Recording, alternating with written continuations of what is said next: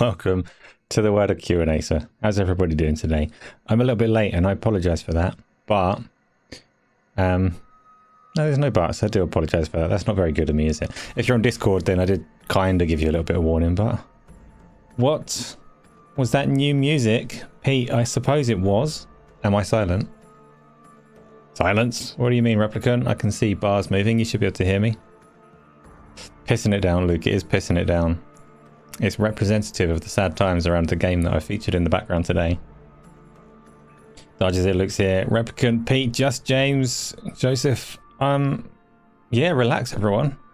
It's Q&Asa. We talk about the past, present, and future of gaming. So they all converge, and we have a nice time. It is a conversational show. You talk to me, I talk to you, you talk to each other, and it just goes round and round and round, and we talk about whatever we want. I'm aiming, and I say this every week, but I'm aiming for a really concise short one today, and we'll see how that plays out.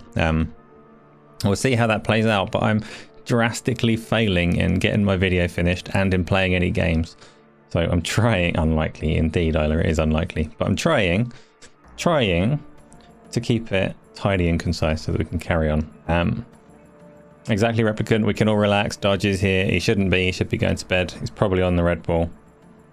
Isla's shouting, but the video's going to be great. I don't know about that. Marcus, sad for Tango. Just James. Yeah, I mean, just James, you're so tired. You're allowed to sleep. Don't feel like you have to be here just because you're enjoying the Discord and all the rest of it. If you need to sleep, you need to sleep. We'll still be here in the morning. Not on Q&A, so this will be well and truly over by the morning, but you know. So this show, for those that haven't been here before, is literally just this. We just sit here and talk.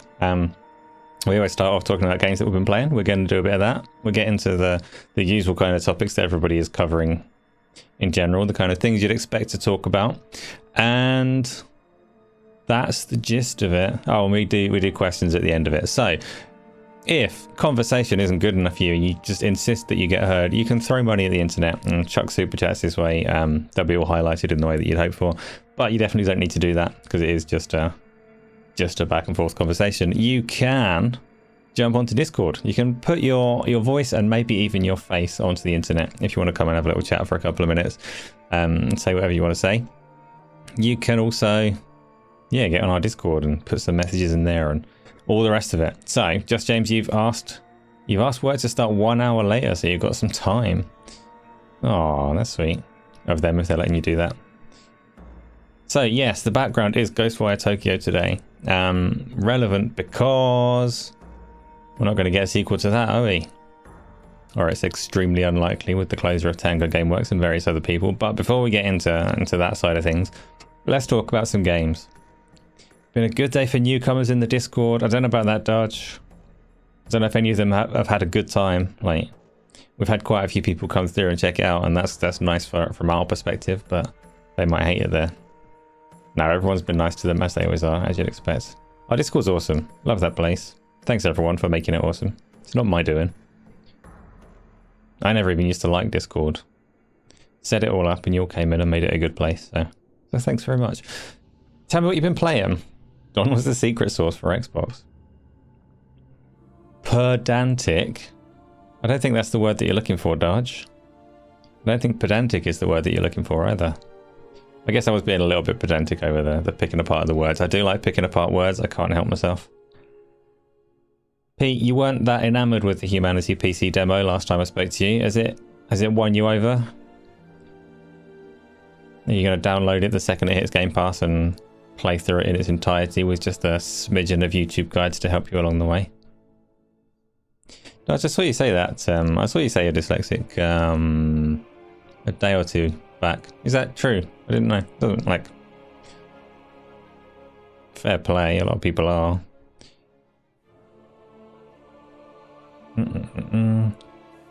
Chronic, you're more than welcome.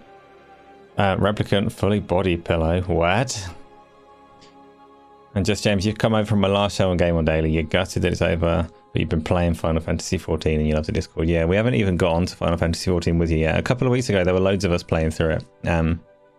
And because I sucked, I didn't manage to tie things together and get people in on the same server at the same time to actually do anything collaboratively. But it is still on the cards. I've renewed my subscription. I'm still there. I'm still on Final Fantasy 14. I'm gonna get to it. Now I think I'm a similar level to you, James. Somewhere in the maybe the low 40s on my highest level, like job or whatever, but lower down on the others. Painful discourse. Why what? And Pete, you're gonna finish up the demo. Stephen, you're looking forward to starting Kona 2. Did you play Kona 1? I don't know what this game is at all.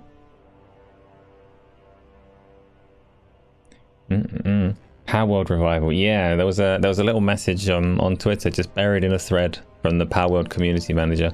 The thread started off with them saying like, "Stop attacking us." Basically, they had the long tail of people accusing them of AI development and stuff like that that's been disproven over time or whatever, but they still take a lot of flack from console war types who just want to tar them with a nasty brush because they don't like that it's not on their favorite console or whatever else. But in that thread, someone asked the question like, when's Xbox getting the server support? And they said extremely soon, very, very, very soon. For us in our Discord server with our 32 player Power World server sitting idle waiting for the Xbox version to be able to connect to it, that's good news. We'll get to check out that game properly, and you know, it was fun for the little bit that we did play when it came out. So I've been waiting for this patch for a long time. That's something for everybody to look forward to, but not literally everybody. Some people hate Power World, and that's fair enough as well. Guys, what is Kona 2? I've seen people say that it takes like 7 hours, and specifically saying that you'll like it because then you can claim next week that you finished lots of games again. Luke? Yeah, I agree Dodge needs to get on Hades 2 because I don't want to be spokesperson for Hades 2. I don't want to play it. So Kona 1 trailer, the trailer for Kona 2 looks great and you can't wait to play. Oh, you can't play Indica yet. Isla, you would like Minecraft for your birthday. You've got a bit over a month, haven't you? Yeah, we can. Oh, you mean you want a Minecraft server for your birthday? Yeah, okay, deal.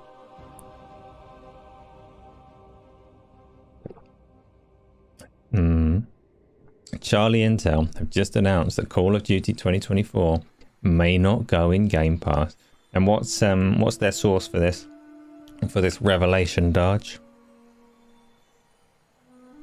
Joseph, maybe 33 Immortals with Gaming Arcadia family is absolutely going to happen. Do you know when it comes out? For those that don't know, every Sunday we have a community games night, and we've been hitting, like, we filled up our Forza Horizon game, which was 12 people. I think we had 8 against 8 at one point on Halo, didn't we? So we're only hitting half of the 33 Immortals at the moment, but we are, and that's a pretty good number to get started, and we are absolutely going to give 33 Immortals a go. If it turns out it's fun and good, then it might be a semi-regular, pop it in the rotation kind of game. But I'm always looking for large-scale multiplayer games that people have good access to, which is where the subscription services come into their own.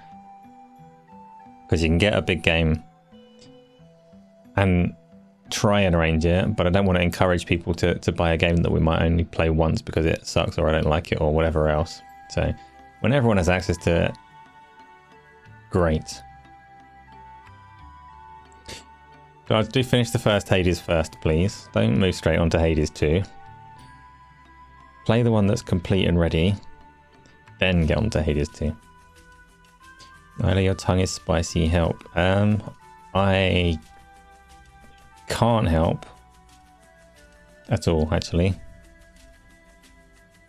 I can't help at all. You need to get it. Get the first one. So Charlie Intel sourced it from The Verge, who said there's been rumbling discussions for quite a while within Xbox around whether or not to include it on Game Pass. So they're not throwing around like contractual obligations or anything like that. They're literally talking about just pivoting strategy. They'll deserve all the stick they get if they don't put it onto Game Pass, because they said so clearly and specifically that it's coming. Like all their games are coming to Game Pass. They said this only like a couple of months ago when they had all of the data and everything in front of them. So that will need to be off of the back of like some major public pivoting and concessions to justify the change of strategy, and it will be taken as like a change of strategy, not just a one-off. It's Call of Duty, I think. So we'll see on that one. All this online shit getting less time when the weather is nice. No, Flush. The weather was nice in the winter. Sun's coming out now. It sucks. Stay indoors. Get the aircon on. Listen to podcasts. Play all the games. But Dodge, it's not slippery though if they say something that's directly not true. Slippery is when they talk around the truth and they leave gaps in what they say that they can exploit later. And they tell people what they want to hear, but it's just what they emit that makes them slippery. This isn't that. Like they said the opposite of what is true if it doesn't come in. So they can try and be slippery after that point, but there's enough people that aren't stupid that will pull them up on that. So as if we were told that it's going to be day one in Game Pass, but apparently the latest reports are that it's up in the air again, so.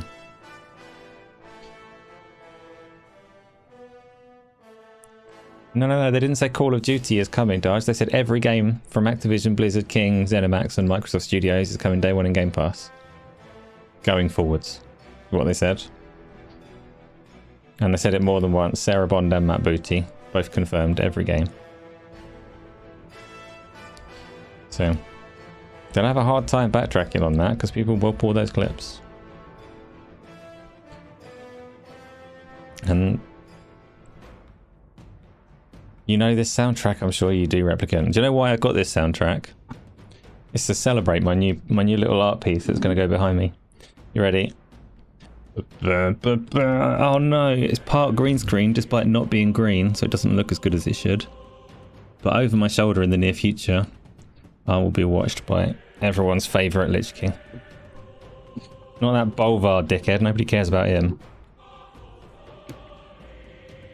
Now I can't put the poster back down, hold on. So I figured, yeah, as I've got that through now ready to hang, I'll have a bit of World of Warcraft music to go with it. Just James, since this is Q&A, and me and Gaz announced Game On Daily will end, and you come from Game On Daily, will I do more shows with Gaz like cameos? Dunno. No plans to at the moment. But that's not to rule it out entirely, like. And as this is Q&A, so like feel free to ask questions. The whole point of this is to answer them, so I will try and answer anything that I can. Chronic, you love the pizza. It's a nice one. It is a nice one. And it is making me want to play World of Warcraft. So if you're in the Gaming Arcadia Discord, fully expect a little bit of peer pressure as I try and get a little group together to do some dungeon runs in World of Warcraft, even though I've not held up my end of the bargain on Final Fantasy yet. Arthas is the only Lich King. They did call Bolvar the Lich King though, right? Subsequently, after the Wrath of the Lich King expansion. Spoilers, kinda. Chronic said, look old and grey on comms. That does sound like something Chronic would say. Thank you, Wayne. Thank you. Tired, that's the other thing he likes to say. Drop that level 70 token. No, Replicant. I'm going to put all of the pressure on to make people come in from level 1 and dungeon run from the beginning with me. Much prefer to play like that. Maybe even hit some battlegrounds along the way. And personally, I do want to do. I actually want to do the boring questline content in the previous 2 expansions as well. Episode 13. You're not wrong. Ghostwire Tokyo is my background for the day. Did anybody clock the thumbnail for today's show? Because it was very skillfully selected and topical. Even if I did choose the wrong one. Isla, you did a meme. What meme? Where? I believe you. Yes, the poster is a display. Not Hades. That was yesterday's thumbnail, Darge. Today's thumbnail for this show was not just Hi-Fi Rush, it was Roquefort from Hi-Fi Rush. Is anyone familiar with Hi-Fi Rush? Does anyone remember the character Roquefort? And what his jam was within the game?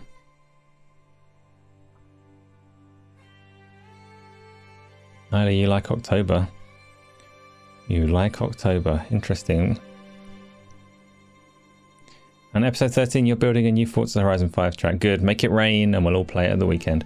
The other thing is this weekend there will be Obviously, the community games that we do on Sunday, they've been a big success. But normally, when I sit on Go Live on a Saturday, I look over at the Discord and there's a bunch of like at least 10 people just sitting in the streaming lounge having a nice time, and I get a little bit jealous.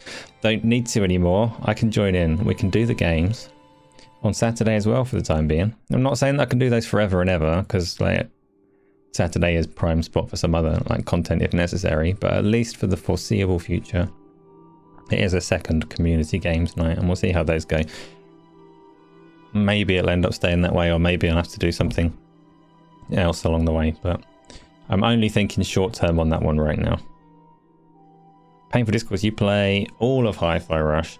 Transformer boss, he does transform into a wolf. That is true. That is true.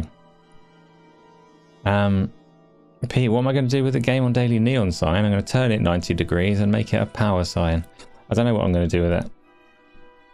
I don't think it's got particularly any value to go into a charity auction. Correct me if I'm wrong, but...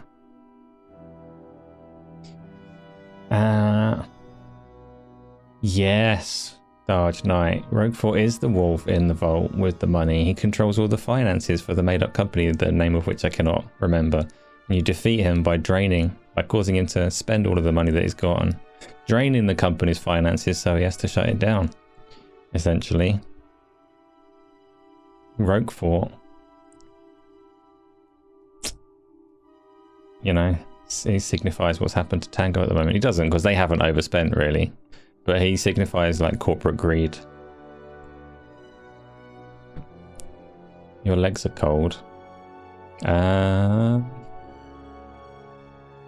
you considered cutting them off? Darge's legs are big. Have you considered cutting them off? Luke, you can't trade me the sign for Hades 2 Early Access. I've already got Hades 2 Early Access. I'm not playing it. Good evening, Tom. I saw So Shady in there as well. Right. And Kiryu as well. You discovered me through Game on Daily. Really enjoy the world of outtakes on gaming topics. Thank you very much. We do have loads of podcasts on this channel. Today's one is a little bit different. It's not really a podcast. It is just to sit down and chat to people. So don't expect anything too poignant over here, but it's a nice time. Do appreciate, obviously, loads of people in my little world anyway have subscribed to the channel over the last week or so, which is nice to see. So welcome anybody that has done that. Do check the Discord. It is the best place. Anyway, keep giving me games. We played for the first time, and you'll know this if you were there, but we played Forza Horizon 5 for the first time on one of the community streams. And it was slightly awkward to set up in that we had some difficulties getting the group to actually like work and function without anybody getting kicked off. But what a great game, eh? If only it was like supporting VR. I'm going to obviously get that out there, because that game would just be ridiculously good if it did, but it's still really, really good, and we had a good time. It's a shame it only supports 12 players as opposed to Motorsports 24, which means as we go forwards and we're selecting which flavor of Forza we want to play, I'm going to need to consider how many people are turning up, because I still want that 24-person grid on Motorsport. What score would you have given Indica? Oh yeah, I was going to bring up the trailer for Kona and then I didn't. Never mind, we'll do that another time. Check on the kitty. Oh, you need to go and check on the kitty. Of course you can, that's fine. It's not the end of the show yet. I managed to... Oh, Stephen, no. This is worse than Chronic telling me how tired I look all the time. You have to... Look at the box, what? No, what box? Confused. No, you have to accept my excuses. Just assume that whenever I'm racing and streaming at the same time, whenever you can see me, I'm also reading chat and giving myself a pedicure and drunk. I don't know, whatever excuses, right? Don't pressure me to play well. I'm being nice and letting other people claim the victory so that they have a good time. And maybe I'm just a little bit bad at those games, but whatever. Do you think you're looking cute in my little round neck? Behave yourself. It's a right screwed up scruffy t-shirt that I pulled out the bottom corner of a drawer because, you know, I was running late. Ignoring the news that I now love early access games. Where FTW, where are you getting this from? You're playing O and Metro Exodus. What's O? I'm not sure about that. And how are you finding Metro Exodus? Do you like the Metro series in general? Like, did you play the prior to? Your source told you. Your source is about as good as all the other sources that inform the many denizens of Twitter. I don't conceptually hate early access. I just don't volunteer my time to engage with it. It can be a nice idea, the whole collaborative, take feedback, develop the game in that like environment and circumstance. I like that, and I like the idea that small developers that actually need that money to get the game across the line, you can help them in that regard. What I don't like is playing them myself, because I play games once, so I'll play them when they're good. Yeah, that's true. That's my take on early access. That's why I don't personally touch them, but I don't like I'm not telling other people that they shouldn't. Other people have different gaming habits to me, and that is just fine. Pete, a granddad vest. A granddad vest. It's got sleeves and stuff. It's like it's just a t-shirt.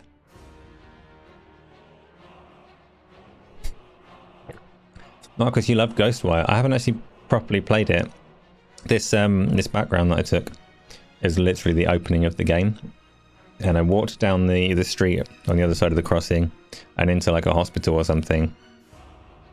Maybe zapped a couple of like ghost trolleys or something, but didn't actually play it properly. Mean to. Kill a beard, no. Thanks, but no. Technical question: GPU for 4K OLED. 4070 Ti Super or go to a 4080 Super? I actually don't know, Joseph. I don't know the answer. Luke, do you know? I try not to follow graphics cards very closely because it makes me want to buy things. So I actually I couldn't tell you what the difference in price or performance is between those two cards.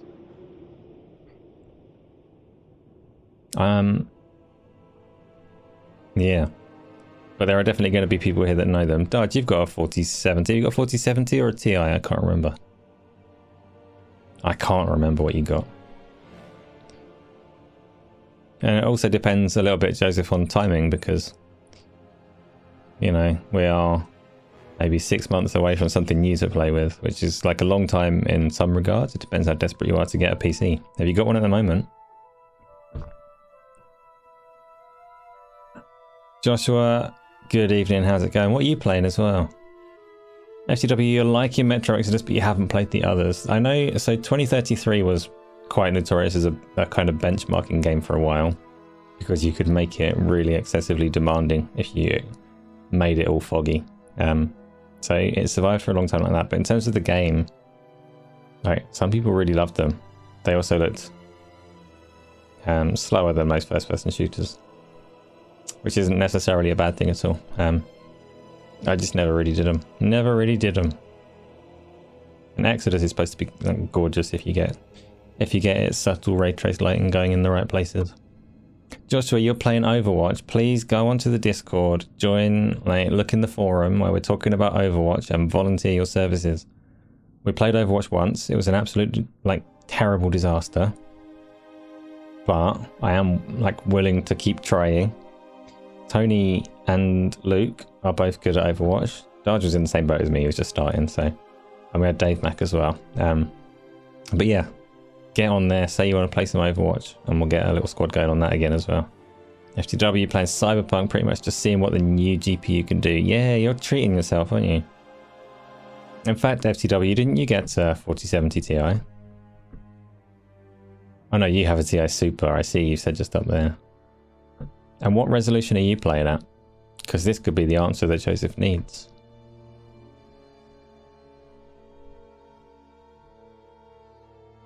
Could be. No, you're playing at 1440. And Dodge, what do you play at?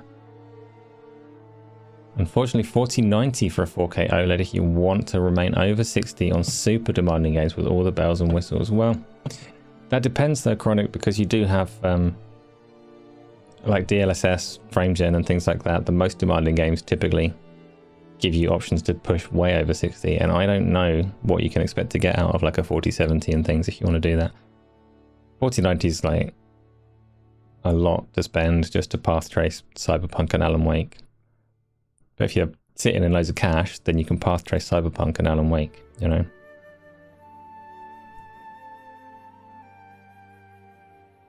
You've also got though the much cheaper option of trying GeForce Now, which is quite sublime as well.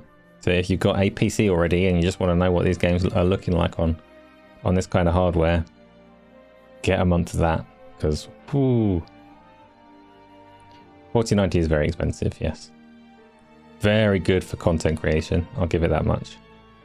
Just James, you joined the chat today and they all said that they're Sony fans when you own an Xbox. Was this a test? It was a test. If you didn't attack them, then you passed.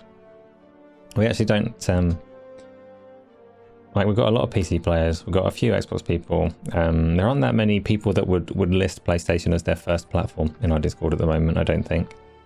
There's a lot of people that have got a PlayStation. To be fair, most people in our Discord wouldn't necessarily list a first platform. Joseph, you're using GeForce Now Ultimate. It is very good, and that might take a little bit of the impact away when you get the card yourself at home, because GeForce Now is extremely close. So you're kind of already experiencing it. The obvious advantage of having it at home is then you can mod the games and you can play everything that's not in the GeForce Now catalog. So it is still worth having it at home, but it's not going to show you something on Cyberpunk that you haven't already seen. And obviously the content creation angle, like I say, but anyway, let's talk about FTW. You plan on getting a 4K monitor soon? I would like. Let's talk about, I started to mention Forza Horizon 5. Wasn't that good fun? I love the drifting in that game. That's all I've got to say about that. I got on to Final Fantasy VII Rebirth a little bit yesterday because I was upset with myself for not playing any games and not getting very far in the video that I'm making either. So I jumped on there only for like an hour at the most. I want to play that some more. Good game, good game. Anyone Grey, just subscribe. The real fun is on the Discord. You won't regret it. It's literally a copy. Yeah, I'm an idiot, so I never push the subscription side of it. I have tried very hard to make Discord fun for the people that don't subscribe either. If you do enjoy the community though, and you do get the YouTube membership, or there's Patreon as well, like whatever is fine, you do unlock a whole load more on Discord, and the community are worth it in my opinion, but then I would say that I suppose. So don't trust me, do what you want.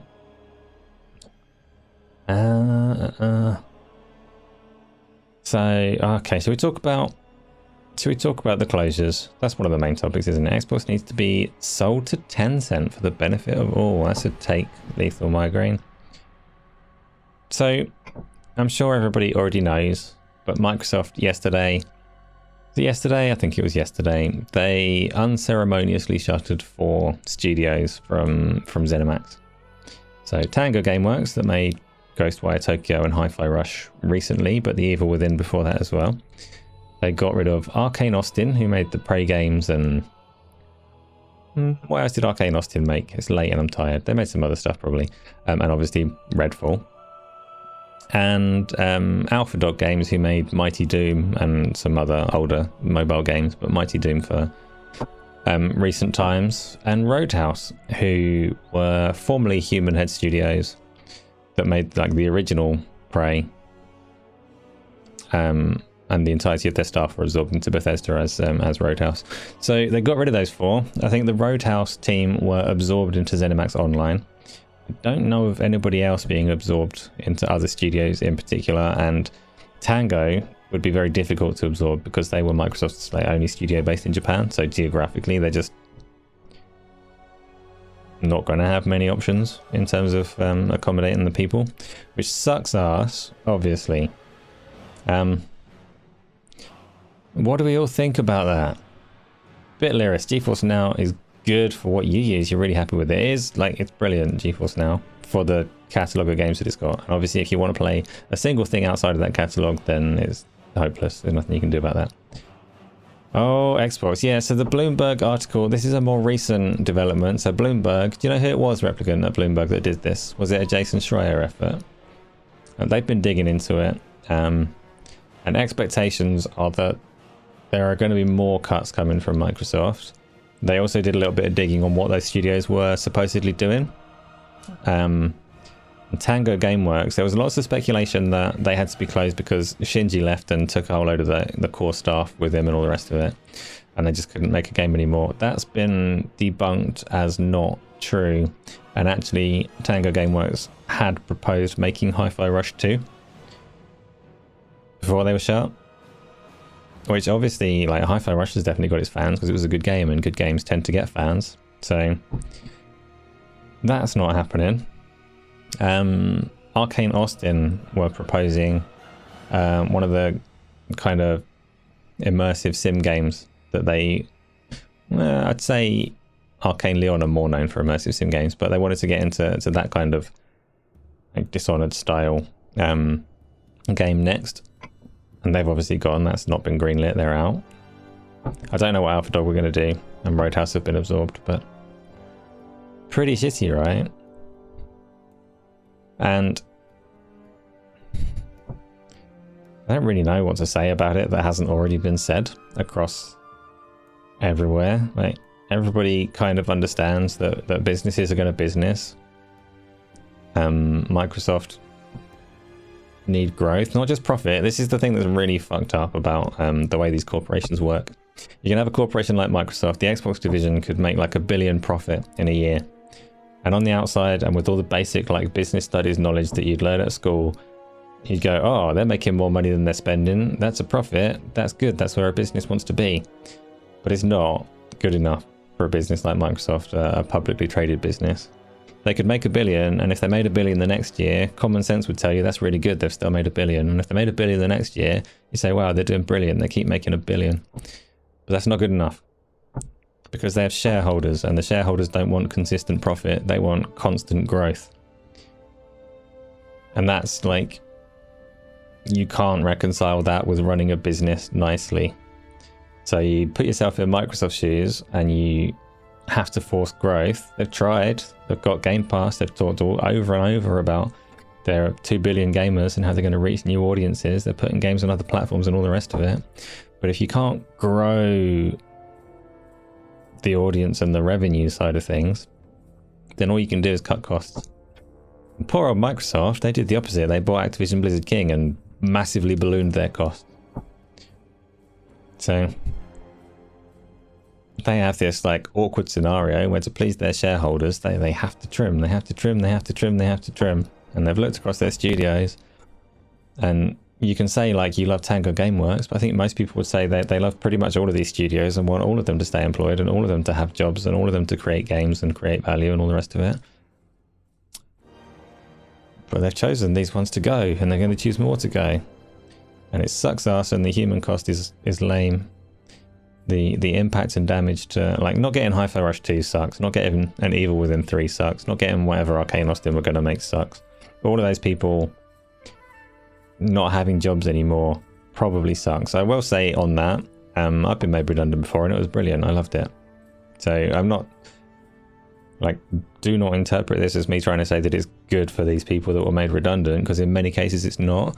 But if Microsoft treat these people well, hopefully, and this is like, I would encourage this kind of angle of support for them. If Microsoft treat them well, then those people can land on their feet and be okay.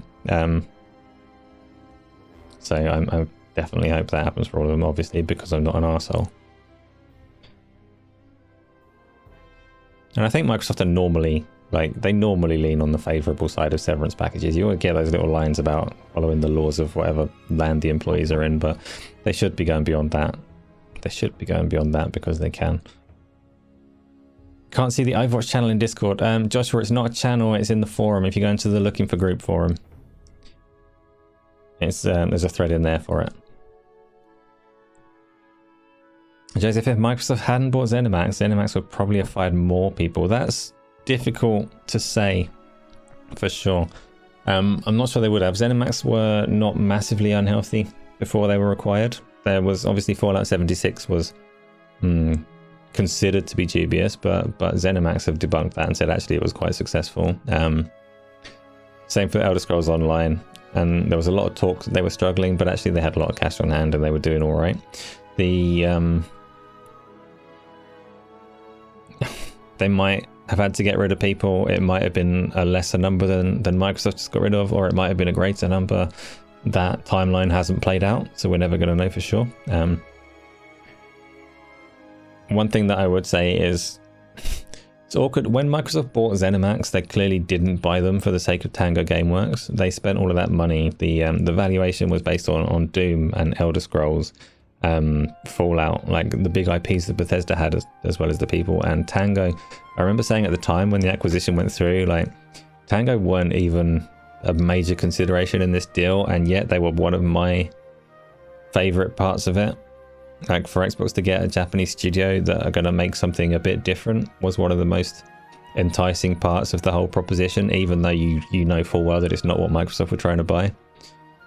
But at the end of the day, it's not what Microsoft were trying to buy. So if they are trying to cut costs, the things that they didn't even want in the first place are going to be the first place that they look, despite the fact that Hi-Fi Rush was a cool game. It was a cool game with a good vibe. Lethal Migraine feels worthless ass has been promising games for 15 years and they've never come. He's definitely had long enough that you can lay a lot of blame at his feet for what is and isn't there. He got an awful lot of leniency like a decade into his tenure, and patience seems to be wearing thin with a lot of people now. But do you reckon though that he's still going to be there at the end of the year? Like, what's going on? What is going on? What are Microsoft going to announce next? Mark Silver, their all new IP, 2 of them were little marketing. So,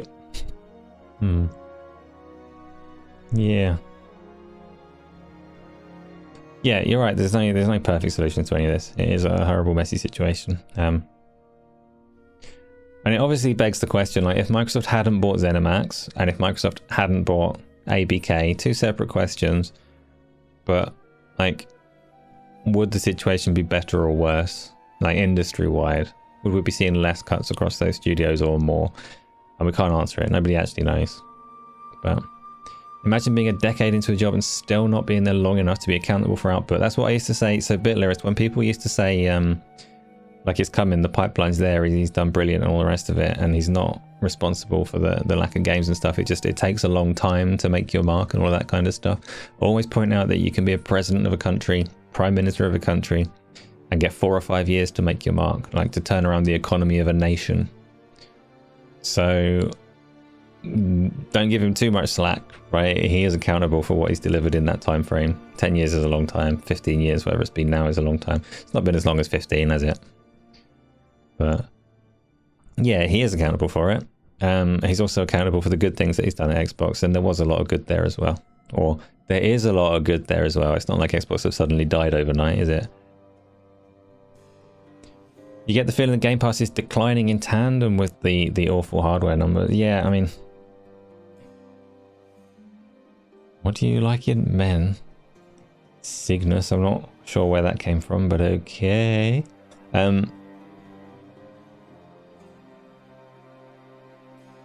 You feel like it's more a case of Game Pass not living up to the expectations.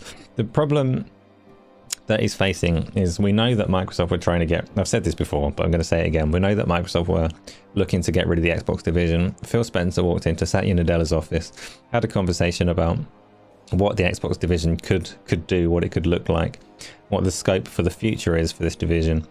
And he sold them a dream of like 2 billion gamers, like Game Pass being the Netflix of gaming, all of these really grand promises.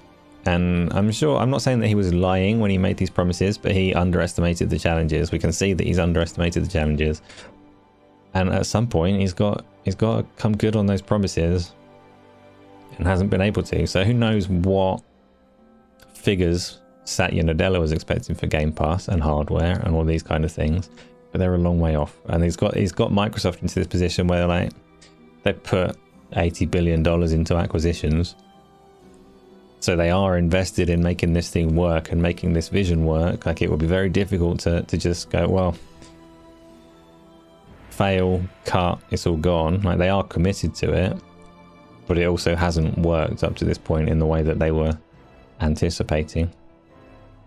So it is a tricky situation, and that is why we're seeing all these cuts and things, or one of the many reasons, right? We all know all the COVID boom and shrinking and blah blah blah blah blah, all the usual things. But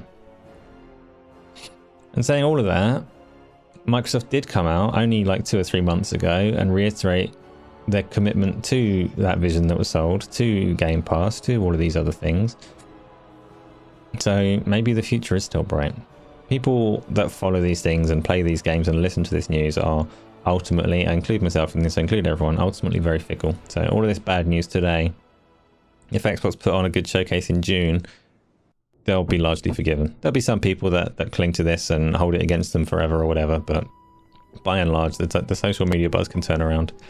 Goes up and down all over the place multiple times every year. So what's going on? What is IGN's thing? So DMC Ryan McCaffrey has some kind of chat with Phil Spencer, right? But when is it? What's the timing of this thing? What is COVID, Nagarax? It's a distant memory now. Distant memory that has continued to fuck over many industries that overhired during that time. Microsoft going to buy Take-Two or Warner Brothers, shows if they are not looking to expand at the moment. It's not even about getting the value for IPs and stuff. Like, nobody's looking to expand at the moment. Nobody wants more people. You don't know what I'm talking about. You're scared to go look. Are we just talking about the 4 studios that Xbox closed down yesterday? It's okay. It's not okay for them, but you know what I mean. The PR will be there. The Q&A will be steered. Yeah, everything. This isn't even IGN's fault. Like, you get an interview with Phil Spencer, they're gonna screen the questions beforehand. That's just how like Microsoft and execs at that level work. They're not going to have a free conversation. So say what you want about IGN. I'm not like defending them here, but it's not going to be a free interview at all. Nobody's going to get a candid interview with these people. Were they making first-person shooter games? It's quite likely that one of them would have been. Arcane Austin would have been. The people that made Redfall might not have been. Those games hadn't been announced yet. But Hi-Fi Rush 2 and whatever Arcane Austin were going to make. Redfall was unappealing from the word go. I quite liked the look of it. Like, artistically, it was quite nice. Not so much in person, but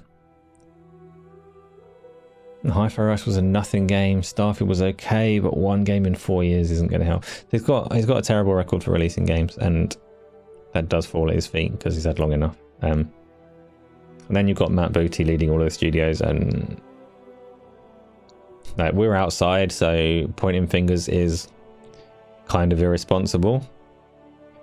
But like, speculating isn't irresponsible, but for me to say it's this person's fault and they need their head chopped off or whatever, that would be irresponsible. I don't know the day-to-day running, but from the outside, it's not gone well, has it? And yet there are so many games so close that like we could look back on this in a year and it might feel very silly. And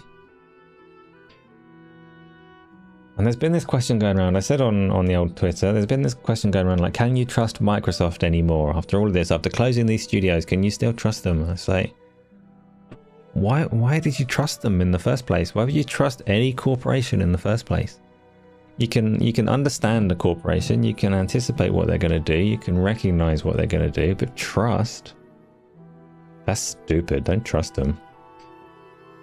Matt Booty taking over Phil going off to PlayStation, Jim Ryan coming into Xbox. Who trusted them, Tom? Exactly. And if nobody trusted them, then what is the point of the question? Can we still trust them? No, you can never trust them. I don't know how many times I've said, like, I like Game Pass, and for as long as Game Pass is good, I'm going to subscribe to it and I'm going to enjoy that service.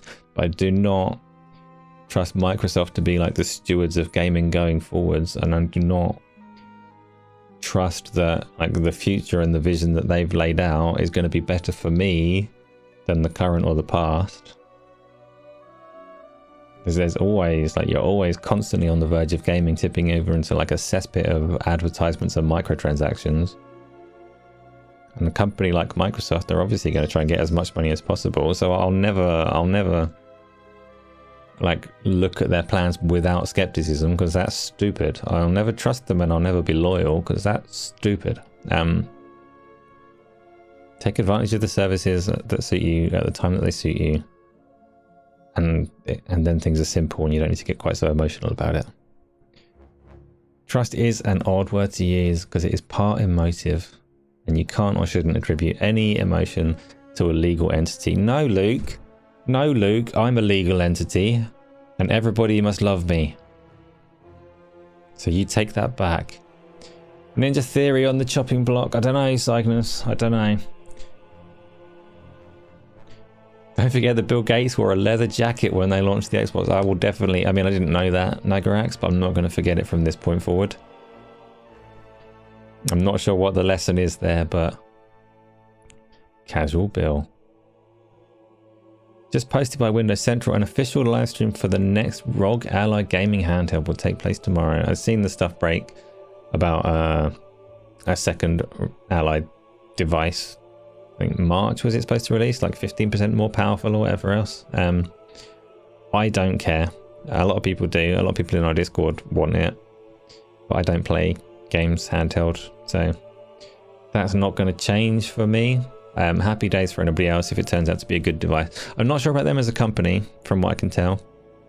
I remember listening to ACG talk about their like content creator schemes, and essentially if you wanted a free ROG Ally, the first model of it, you had to say nice things about it on Twitter before you received it. So ACG has some integrity about him, and he refused. He was like, no, I'm not doing that. That's not okay. And he didn't get his free one. He bought one and he liked it, but he didn't do the influencer side of it. Some people sure did, hey? The usual suspects were quite happy to do that, but Tim Dog was right all along. I don't know about that one, Cygnus. That's a bit drastic. Replicant, you're not going to swap out the current one for a new one. What if it turns out that the screen is like a million times nicer? That's the thing that would, if I were a handheld person, the thing that would sway me would be a different caliber of screen. But I'm not. Oh, there you go. Unless it's an OLED screen, I can read into your soul.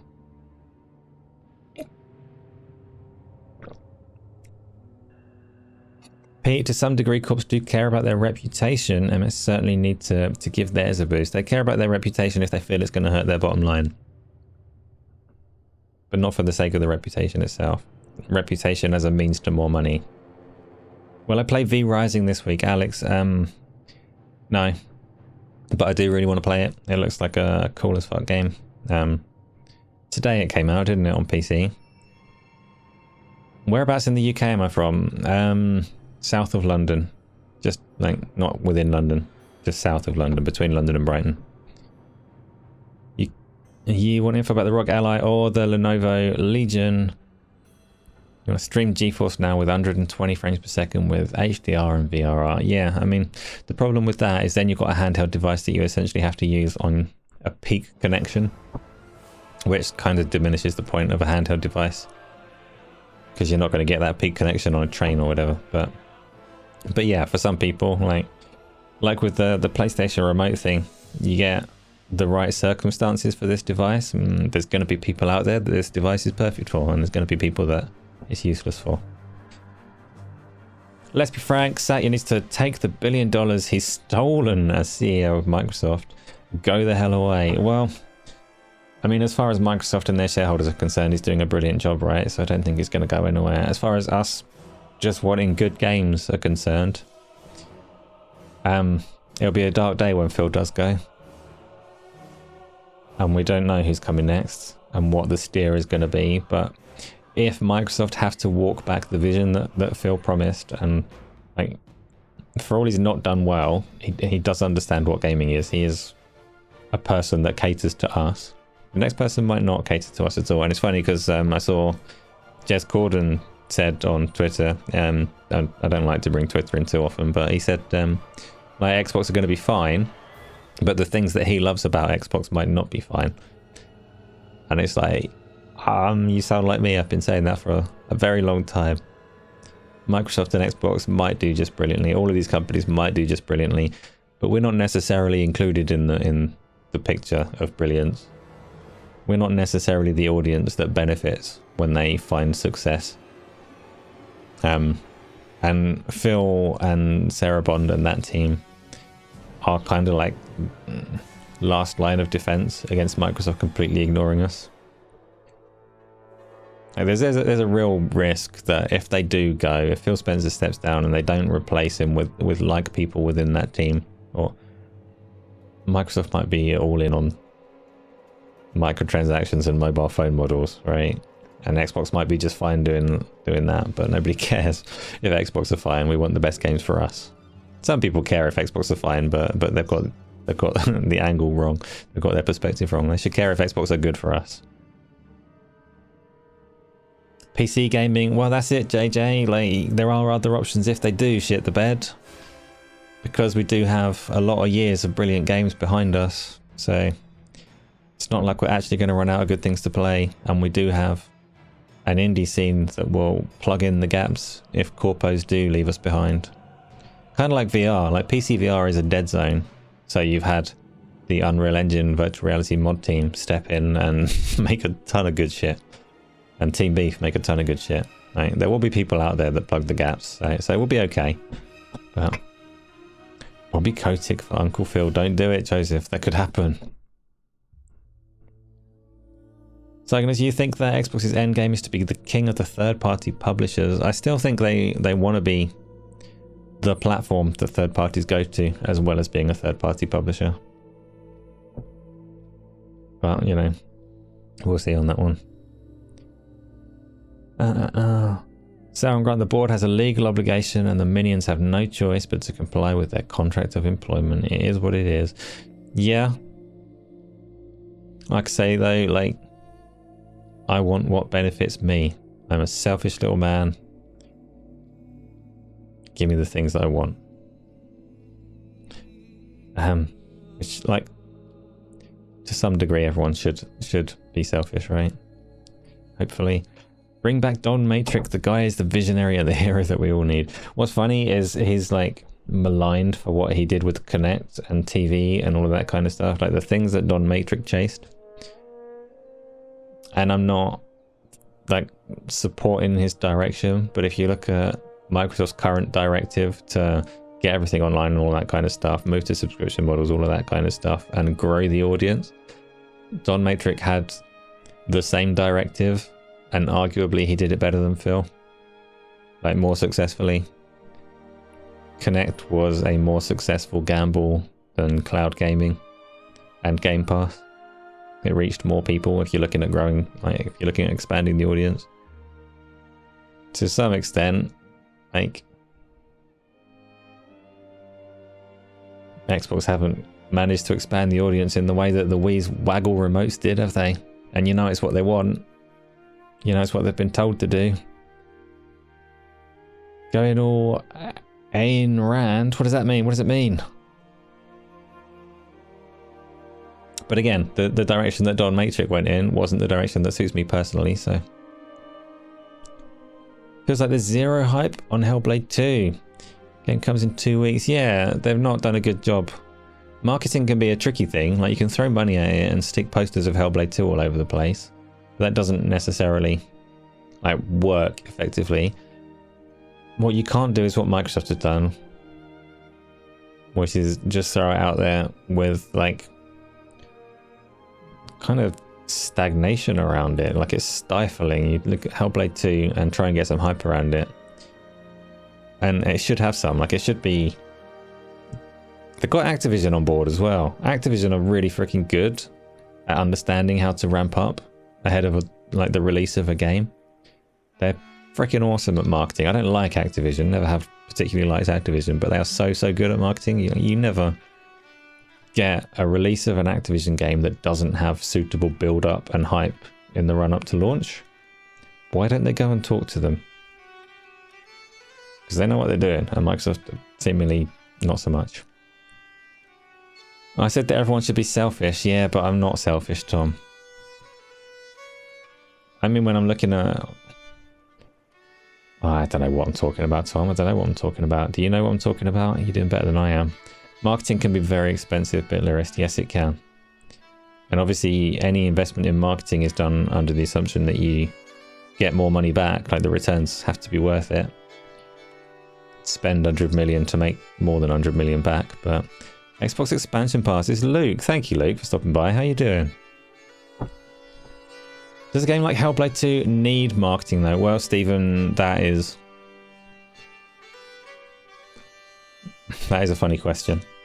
There's always an assumption that marketing is going to be a silver bullet solution to make Xbox king of the world or whatever. Maybe Hellblade 2 wouldn't get that return to make the marketing spend worth it. I don't know. Or maybe it's going to do just fine on word of mouth when it does release. I'm sure someone is sitting there with a whole load of spreadsheets making very calculated decisions on how to push it. Don't you just love a good spreadsheet? Yes, we do. James, as I know you're a delivery driver, you notice since Jim Ryan has gone, London buses ain't been posting about the PlayStation 5. That's surely more to do with PlayStation not having any big releases in that time though, right? I guess Helldivers was one. I've not been on a London bus for a long time, James. I don't know. Don't know how the Microsoft or the Sony marketing works in that department. I also don't know what's good marketing. A lot of people want like TV ad space marketing, which isn't necessarily that effective for selling things. But Tom, you don't seem like you know what you're talking about 99.9% of the time. In fact, I would say almost 99.9% of the time you're talking about balls. That's not true. That's not true. I don't know why I said that. I'm sorry, Tom. I'm not trying to be mean. Get Jim Ryan into Xbox. He'll fix it right up. Will he now? I don't think anybody wants to see that. I'm not on board the Jim Ryan hate train. Like, obviously, his worst, like, moments were as he departed and he did those, like, photo poses with the studios that he was closing and things like that. But most of the bus marketing that you see on the buses in Fife are for Sky. I can believe that. They probably are like 1990s Sky and they just forgot to refresh them. Luap, long time no see. How you doing? It's difficult to justify millions on marketing for a Game Pass title. Well, there's certainly an element of that, isn't there? Thing is, Microsoft obviously want the game selling as well as going on Game Pass now.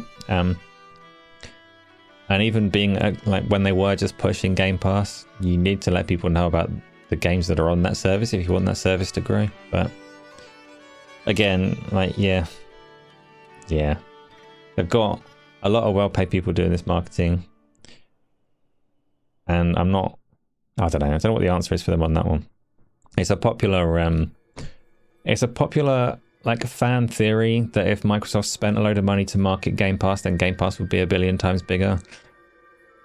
And without seeing it happen, it's difficult to know how well that will play out. Because I think the challenges for adoption of Game Pass in particular, not so much the games, but for Game Pass in particular, the challenges for getting that adopted. Like, it's very easy from our perspective to say Game Pass is brilliant and everybody should have it, but evidently the wider population don't necessarily see it the same way, or aren't that easy to convince, and spending money might not be enough to convince them. So it's a tricky one that they need to navigate, and I don't. Yeah, they don't have the server capacity. Server capacity for what, Captain Awesome? The like pushing cloud stuff specifically. They've got the server capacity for running Xbox Live and letting people buy games and download them and stuff, but server capacity for streaming, that's a different kettle of fish. That is more of a challenge. I still think their biggest challenge with Game Pass and expanding the audience in the way they want to is still the controller. I think they overestimated the number of people that were willing to hold a controller. And if they want to break down those barriers, they need to invest a lot in making games work on a touchscreen, on a phone. But who am I? I don't know anything. They've never marketed Game Pass, let alone the games. Maybe, Stephen. I mean, there's been money spent on marketing somewhere. I don't know what their budgets have been, but... Game Pass growth, this is Luap, says Game Pass growth is limited and Hellblade is not a system or subscription seller compared to Call of Duty. That is true. That is true. It's still like they tweeted though, the Xbox account tweeted like Helldivers 2 comes out on May the 21st with the screenshot or something. That's feels lazy beyond a lack of budget. Like that's dead. You could get one of these, I'm going to say interns, they're never interns, but one of these kind of brand management, social media managers to run a campaign for a very little budget that would do better than it's coming out on May 21st. But, you know, that is what it is. Is this a specific Warcraft OST or just a mix? It's a blend of two particular expansion packs, Replicant. It's all on you to identify which two. Just James, I'm right, your girlfriend can't use a controller. You'd be surprised how many people haven't grown up with a controller in their hands and don't particularly want to. Like, they look at games and then they're not a thing that appeals. Which is weird to me. Like, I've always loved them and always will love them, but... Oh, Replicant, you are straight in on it. Yes, it is. It is the Lich King, Wrath of the Lich King and the Burning Crusade. Looking at the sky. So, legitimately, Aaron Greenberg and his team need to be fired. They don't seem to do much of anything. But does Aaron Greenberg have a budget to do more than he does? You might be right, you might be wrong, but from the outside, I don't know Aaron Greenberg's day-to-day. I know that he's been there a long time and has engaged in the console war side of things along the way, back when that was the vibe at Xbox, and it's probably felt like his hands have been a little bit tied since that vibe changed at Xbox. But I mean, is it his fault? It might be. Replicant, you'd say it's more budget than incompetence. It's difficult to say without knowing the budget though, isn't it? Like, he might just be spending it in stupid ways that we're not seeing.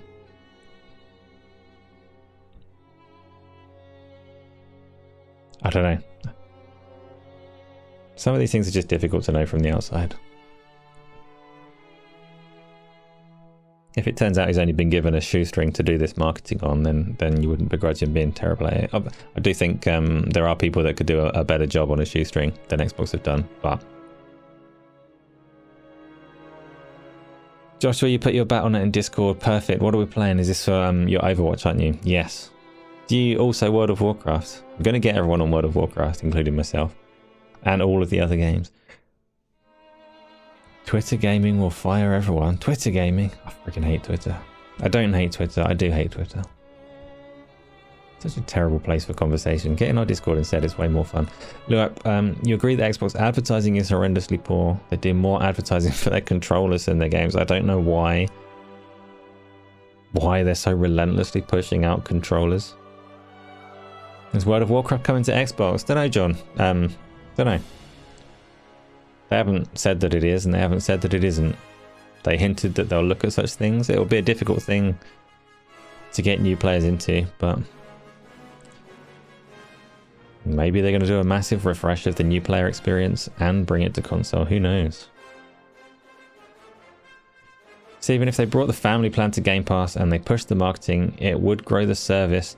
They didn't know that it's failed and just rolled it back. So they trialed the family plan in like Ireland and Poland, I think it was, and then just retracted it. It was obviously planned for launch and they decided not to.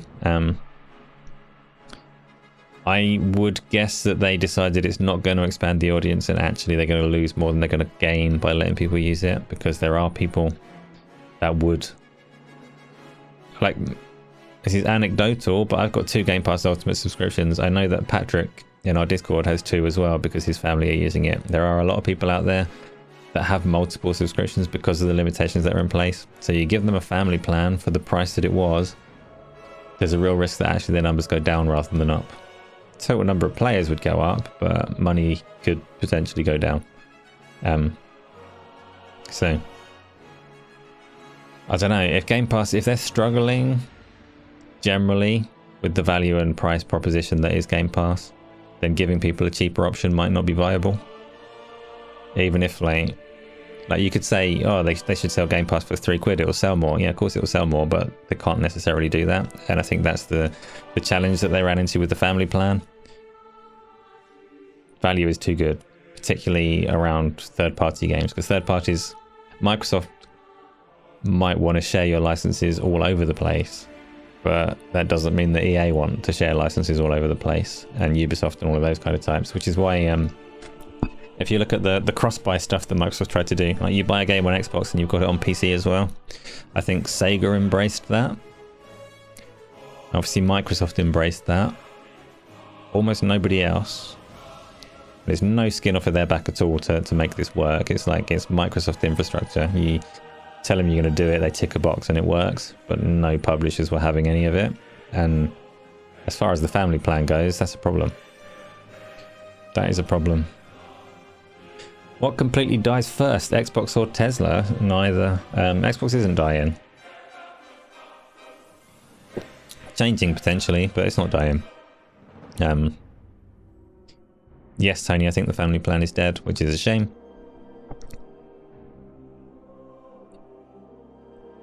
Yeah, no, I don't think they're going to get to the land that Phil Spencer promised them on the path that he laid out, but it's not dead. They'll be fine.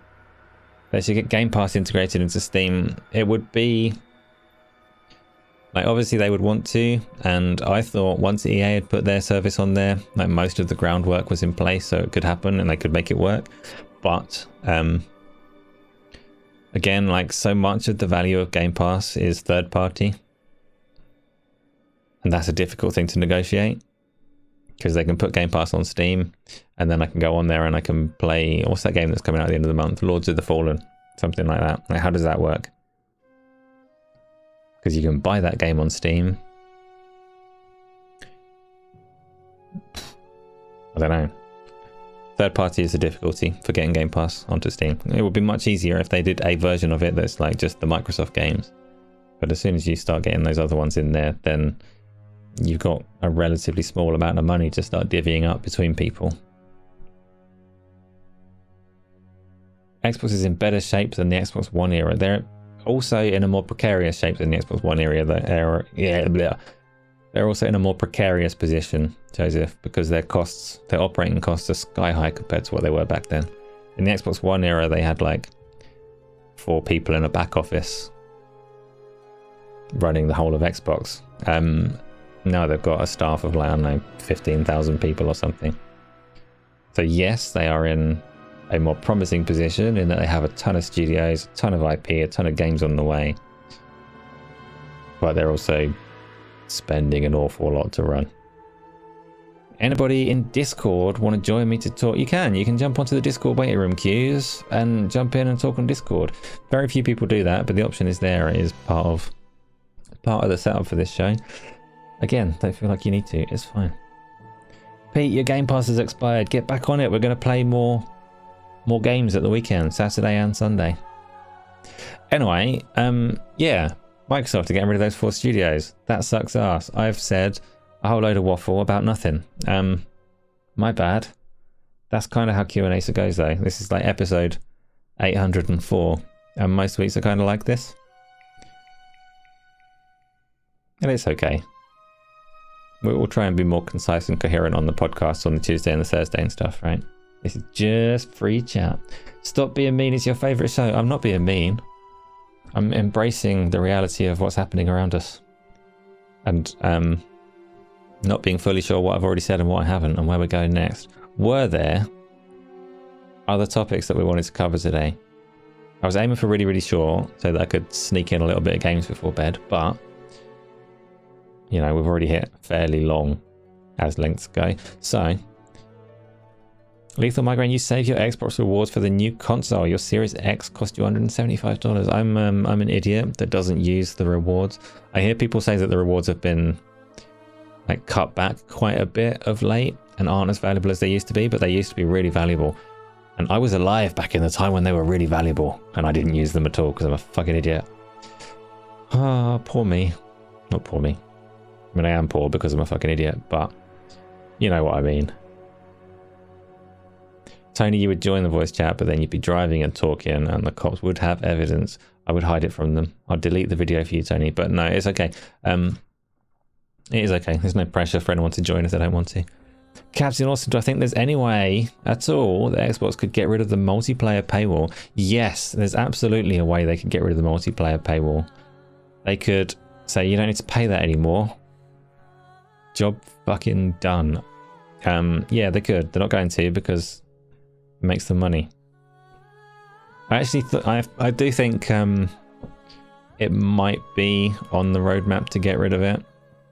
I think part of rolling into Game Pass is to make that transition easier. They had this situation where obviously it used to be separate. You used to have Xbox Live Gold and Game Pass as separate subscriptions, and Xbox Live Gold was terribly low value,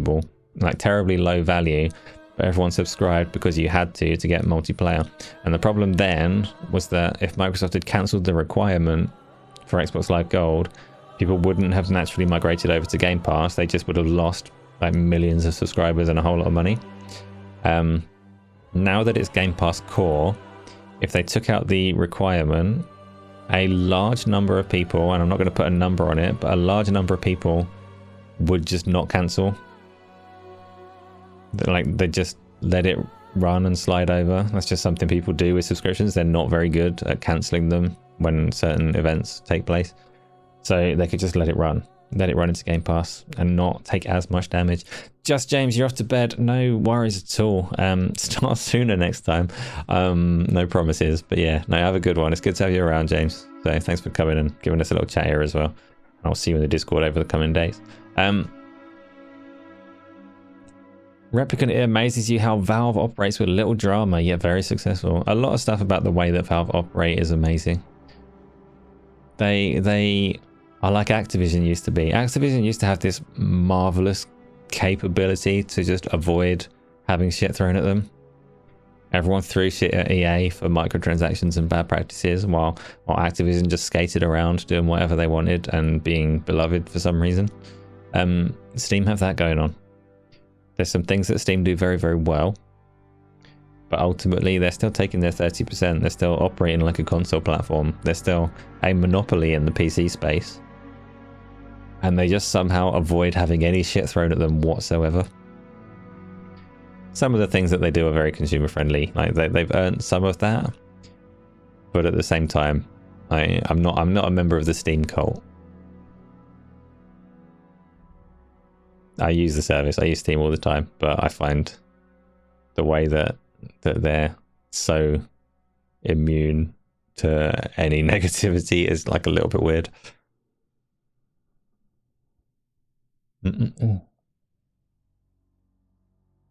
Oh no, I lost my train of thought again. Sorry. No, Grace, if you buy a console with rewards, do you earn rewards on the purchase? I assume so. Obviously not enough to like cover a new console or anything, but... Lethal Migraine, Netflix got to the point where it wasn't worth the cost, so you cancelled that. Then T-Mobile gave it to you for free, so it's a nice saving that money. Yeah. Yeah. That's all I can say on that. Yeah, that works out. Chronic, when Steam gives you free games, then you'll praise them. What? That's funny you say that though, Chronic, because Epic have been trying that for a long time, haven't they? That's been their way to try and prize people away from Steam, is giving people literally free games. Not in the way that Games with Gold and PlayStation Plus and all of that gave you free games, like if you subscribed. Epic was straight up like, please look at us and we'll give you things for free. And still, everyone uses Steam. Like, unbreakable hold on the market. Pete, Steam stuff your screen with ads? I've not had ads all over my screen on Steam. I actually don't know. So that's it's a good point though. In terms of store discoverability, Steam has its own way of handling things. I don't know if developers are paying an awful lot of money to get to the front of that. You would assume so.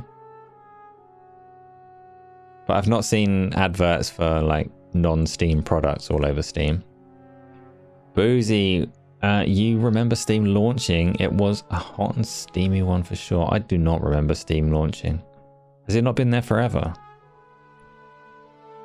Flush Steam is a platform. Yes, it is. It's a platform just like the consoles are platforms. It exists on an open platform, that being Windows. Obviously, you can use it on Linux as well. But Steam is absolutely a platform. Epic is just a storefront that is balls. Epic's a... like, it should be a rival for Steam. I understand people not liking it. It is balls in a sense. It's a horrible launcher. Resource hungry, nasty piece of crap launcher. But if you just want to play games, it's adequate, right? You can get these literally free games on Epic and launch them and play them on your PC. I don't know, like, this talk goes around about PlayStation doing a PC launcher, and there's obviously Microsoft already have one. They've got a store there, and whether those are like worth using or not. And for me, I'd be happy, like, if PlayStation did a PlayStation launcher and put, I don't know, Ghost of Tsushima 2 out on it, but also put it on Steam, I would buy it on whichever one of those was cheaper. But a lot of PC gamers wouldn't. A lot of PC gamers would buy it on Steam and say, I hate PlayStation launcher. And that's where things get a little bit weird, right? There is no stopping it, and everybody has tried. EA did their own launcher, Ubisoft did their own launcher, Activision did their own launcher, Microsoft did their own launcher. They all try and sell these games without Steam, and it does not work in the PC space. You have to sell your game on Steam. And that's the kind of monopoly that causes problems, but people love it. Like, it's just weird that no shit can be flung at them. I'm waiting for Half-Life 3, Valve have no games. I'm waiting for the next VR headset, Joseph, that's all I want. I wanted, what was their failed game? The card game. Can't remember what it was called, but I wanted that to be a VR game. Never mind. FCW, you don't like how Epic's launcher downloads games. It doesn't work for you sometimes since your internet is so slow, but you never have a problem with Steam. Yeah. Like Epic, their store is like bloated and resource heavy, so I don't like it in that regard. And I very rarely open it, but Steam has those advantages in terms of like functional friends lists that you all have and massive libraries of games already there. And Steam is very, very good for like fringe things like making your controller work. You can use pretty much anything with a PC, and Steam will map it to like a usable controller. Like there's a lot of good things about Steam. I'm not throwing shit at them, but if they do things that warrant shit being thrown, I would be there. And I'm not like we had I don't want to go into it too much actually, but we have people that are really anti other stores existing on PC. Like they don't want other people to try, and that's backwards. Like I want people to try. You need that. It reminds you of the Steam controller. That was a terrible fail of a controller. I've still got one of those kicking around somewhere. But yeah. Replicant, you bet Ubisoft regrets signing that exclusivity deal with Epic. What, I didn't actually know about this. What did Ubisoft do on Epic Store? I imagine Remedy felt a little pinch from the Alan Wake exclusivity. I know that Square Enix felt a pinch with the Final Fantasy exclusivity when they signed it. But a pinch that's probably mitigated by quite a chunk of money because Epic were throwing the cash around. Exactly, Saitama. Competition is always a good thing. So, and who not, like, Gabe Newell's not going to be in charge of Steam forever and ever. Who knows? Maybe Bobby Kotick will get that. No. FTW, you have Chivalry 2 and Plague's Tale downloaded from the Epic Store. You got them for free, so you do use it when there's free games that you want to play. Yeah, those were presumably AMD hardware or something like that, right? A lot of the AMD free game deals ended up being Epic related. I have a few things on there. Do I think that Epic would even have a store if Fortnite didn't hit like it did? Yes. They've obviously used Fortnite to burn a whole load of money in investing in their engine and all the rest of it. But Epic's ambitions, and Tim Sweeney's the guy that runs Epic. Yeah, I don't think Fortnite is the reason that the store exists. Obviously they're using it for a leg up, but he very much wants to be the guy that controls everything, all aspects of game development and film development across the board. If he can get his hands on it, he will do. Epic did pretty good coupon sales. I mean, they literally do free games every week.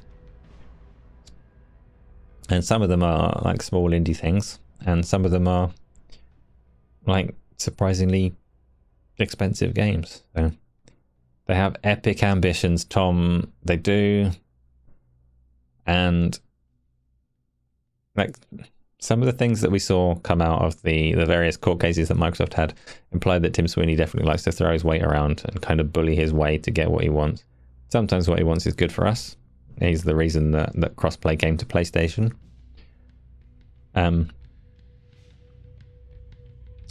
most things that he wants are good for him and good for Epic. And with the hold that they have on the game engine development space, they are like a little bit of a risk, I would say. A little bit of a risk of them getting too much control of development pipelines, but they are struggling to get a store. At Lethal Migraine, you got 419 Epic games and you didn't buy a single one, so you're diligent in opening it up and redeeming them. I'm not, I keep on forgetting. Plus, you're not a fan of Tim. I am not either. I don't know him well, but from what I've seen, those behind the scenes emails where he's like, he was emailing Phil Spencer being like, you can try and stop this, but to be honest, I'm getting what I want one way or another, so sort it out quickly. Words to that effect. It's like, yeah, you seem nice. Halo and Gears multiplayer on PlayStation, I don't begrudge that if it does happen. It's weird because like Halo, Gears and Forza are the tentpole Microsoft IPs, Xbox IPs that have been touted for the last decade. For a time they were like the only things that they had, but they are also 3 live service games which do well when they're given to as many people as possible, so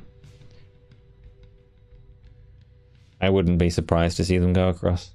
Fable is more of a question because Fable's not a live service.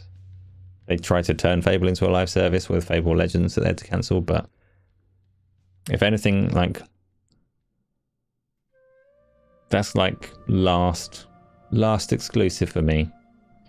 If Fable goes, then obviously everything is going, but that is like a single player game. That is second tier Xbox IP. It's not one of those top 3 that always got referenced, but it's very much like a legacy IP for Xbox. So it would be weird to see that one go across, but it might. Imagine the reaction if the Master Chief Collection went to PlayStation 5. Like, I know that will be messy, but short-lived mess, right? And I'm sure a lot of people would play it. You actually played Fable Legends, looked nice, but it was not good. So, Luke, I'm not a believer in those asymmetrical multiplayer games that were kind of a craze back then when that was in development. These 1 versus 4, somebody plays a completely different role to the other team. Competitive games is just not a formula that makes a lot of sense because it will never be considered fair. It will never feel like you lost because you weren't as good as your opponent because you were playing by completely different rule sets and capabilities. So it's just not, I don't know, it's a weird style of game for me that I don't think will ever take off.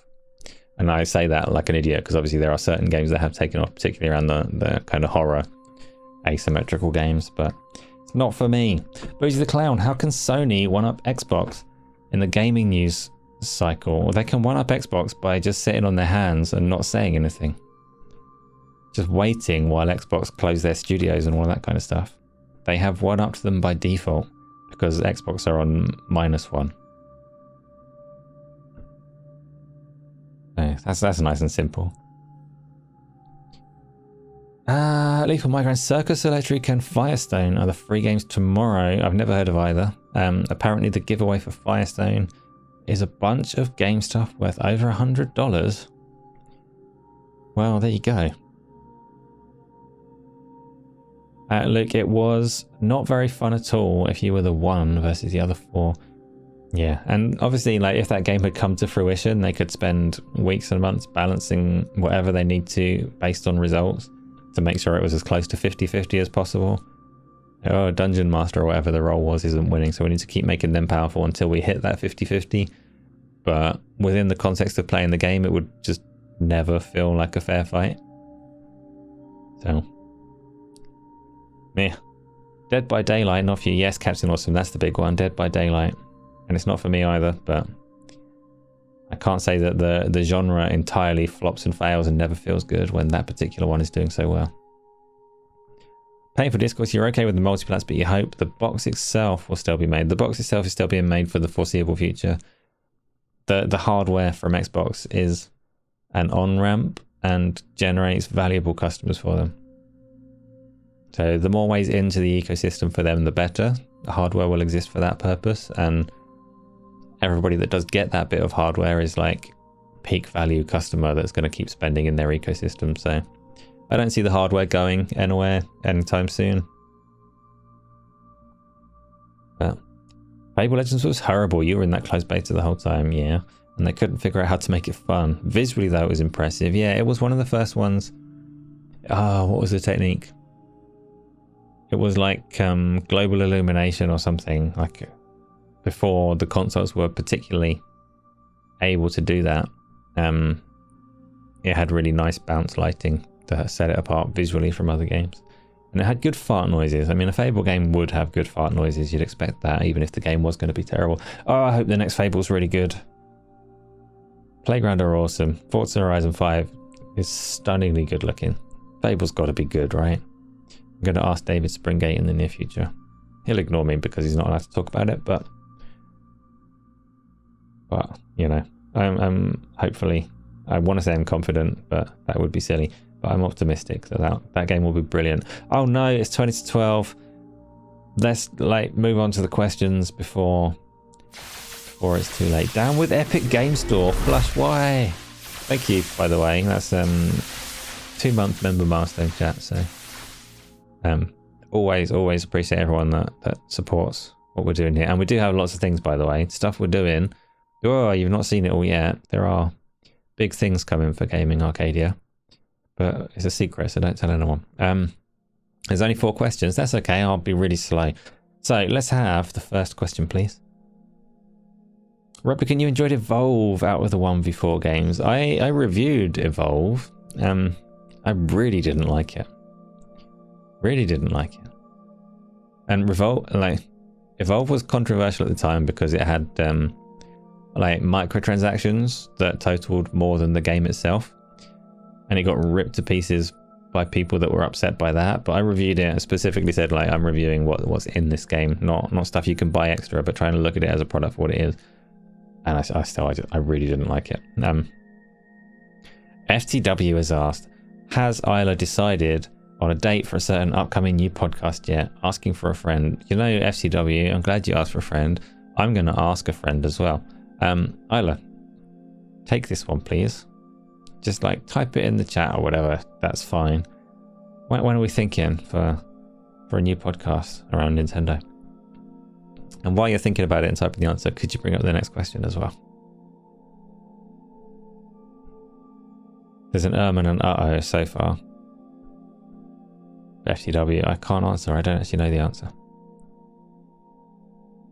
Painful Discourse has asked, don't you think that a lot of people are hypocritical about being angry because of closures, while at the same time they didn't buy or play on Game Pass, either Ghostwire, Hi-Fi or Redfall? You did. No, Painful Discourse, I don't think that's hypocritical. I really don't. And the support the devs movement is misplaced to me. I think as a consumer, It's not your responsibility to find ways to give extra money on top of what you need to access these games. So if Microsoft are giving you these things for free or on Game Pass or at like some really good value, I don't think it's on the consumer to go and buy those games instead as like some form of charity. There are many good causes for charity in the world beyond supporting what Microsoft are doing. So I don't think that that's hypocritical, and I don't think like the movement to criticize people that do use Game Pass and PlayStation Plus and other subscription services like they're the problem with the industry. They're not the problem with the industry. They're just consumers being consumers, taking the options that are presented to them. That's what you're supposed to do, right? You take the best option for you and you leverage it and you get the best out of it. I can't fault people for that. Like I do it myself. I'm not going to go and buy Hellblade 2. I'm going to play it on Game Pass because I have Game Pass. So it's not my responsibility to give a charitable donation to support Ninja Theory. And I say that as someone that really wants Ninja Theory to do well. But there are so many charitable causes to support in the world that that one is not top of the list. Captain Awesome, support the devs really winds you up. They get paid to go on Game Pass. They do, and it's like it is awkward because like I really love a lot of these games and I don't want to see the studios close. And if you tell me that in order to like sustain this studio, this game can't be in Game Pass, I don't necessarily begrudge that. Like, sure, I'm happy to pay for a game, but don't say it's in Game Pass and you can play it, but it would be really nice if you just paid money because they need it. Like, I'm a consumer, I'm going to consume in the way that works for me and is efficient. So, it's Xbox management's fault if those business models aren't working. Exactly that. It's not the consumer's fault for using the best option available to them. It is the publisher's responsibility to create that value and keep those studios afloat. So don't go slow. There's suddenly a bunch of questions. Okay, Isla, I can do that. We'll carry on. We'll be fast. No, so that's it. That's my answer. Painful discourse. And I see that you did mention in the question like playing it on Game Pass is an option as well. I don't know if that's the case that people didn't play them on Game Pass, but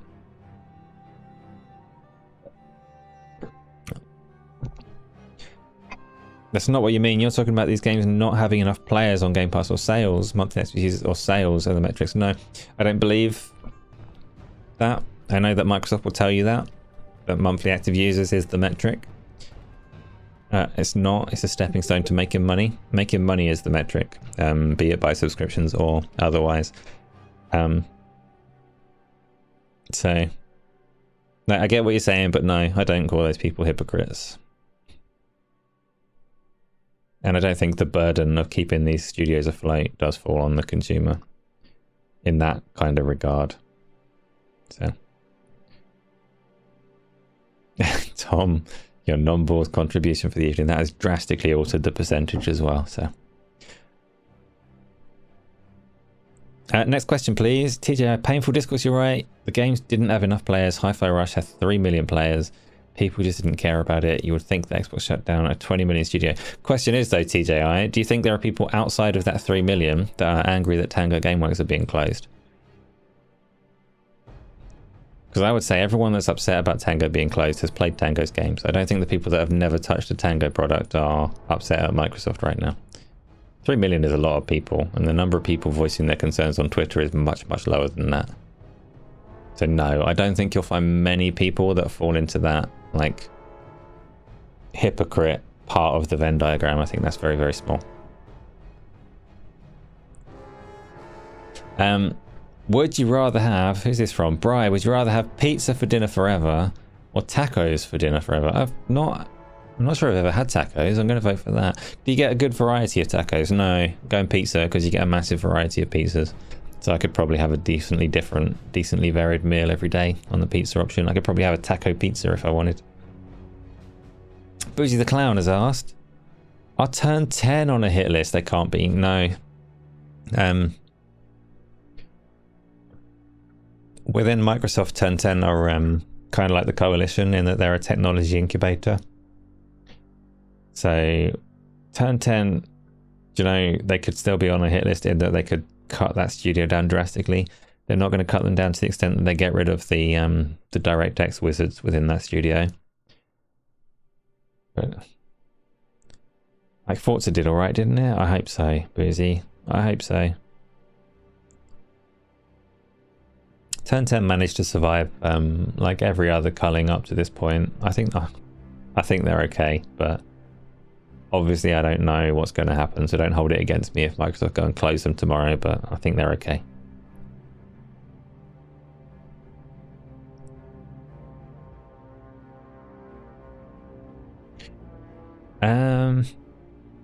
Next question, please.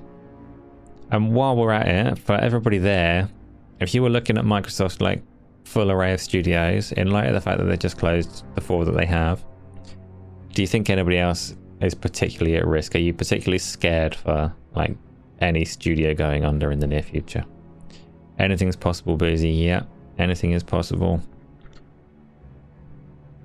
Stephen, while I tried to win on Sunday, I came close with a second, and you believe that I can do it. No, I'm not going to try and win. If I try and win, like really try and win, then I'll win by disconnecting everybody else from the game. Like, if you're not cheating, you're not really trying, are you? So I'll do that. I'll cheat hard and I'll win a game. Otherwise, like, I'm not trying to win, but it's also genuinely not massively on my mind while we're playing those games that we're playing. Like, we're playing Forza and I can barely concentrate for 3 laps of a race on Forza, so winning's very unlikely. And if I wanted to win on Halo, I would not play it on my TV where I'm massively uncomfortable. So it's fun. It's fun, Stephen. I might accidentally win at some point. Replicant, you're not a massive fan of the Twitter lottery of who's next. Ninja Theory costs a fortune in game creation. I guess all of their mocap isn't cheap, is it? Their studio and stuff. But at the same time, I think the mocap stuff that Ninja Theory do is available to the other Microsoft studios.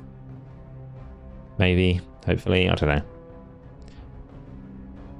Double Fine is cheap.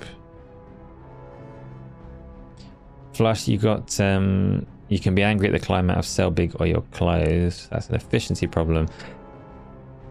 Costs should be decreasing. Yeah, I mean, it's just a messy situation, isn't it?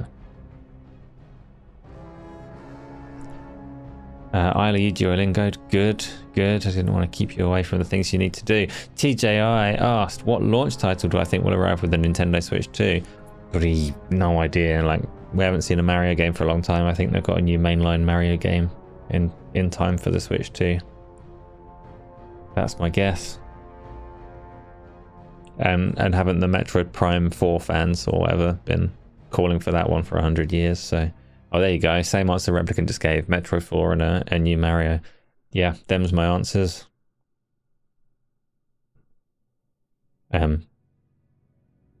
It's a weird one because the Switch 2 seems to have been delayed, so they could actually end up with like a bumper catalogue for it when it does come out, just as a result of so much being delayed. But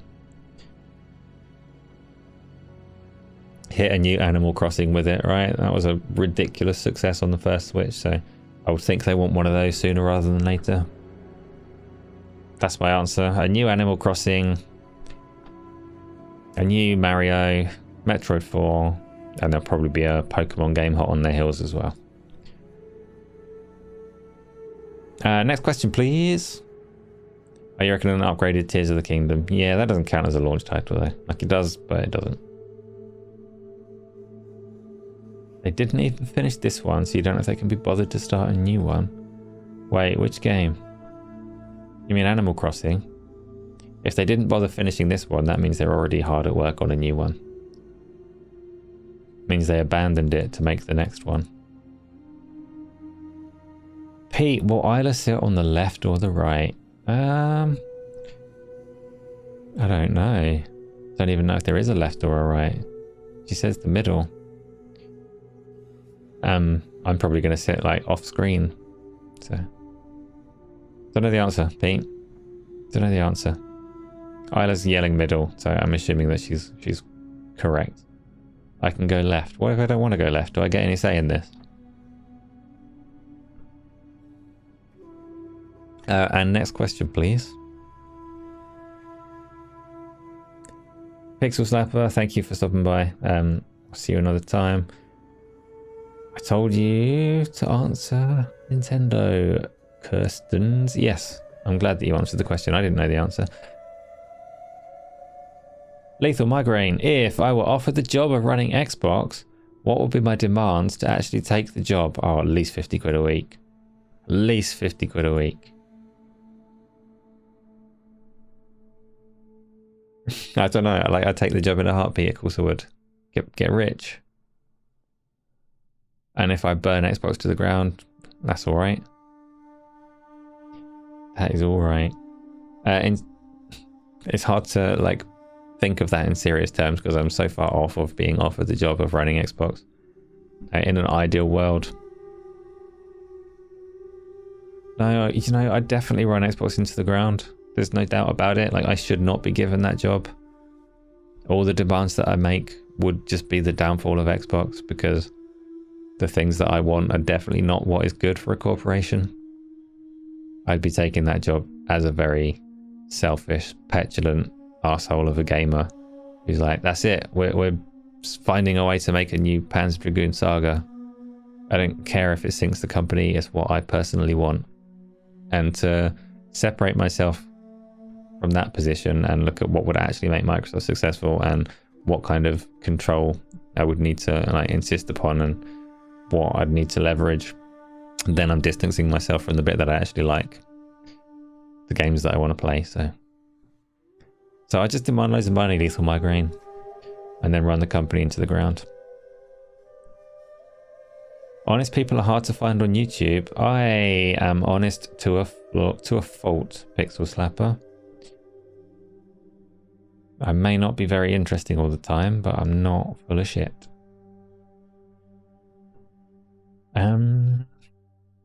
Steven Salford, yeah, absolutely. I'd insist upon VR, but like, this is what I mean. I would run Xbox into the ground.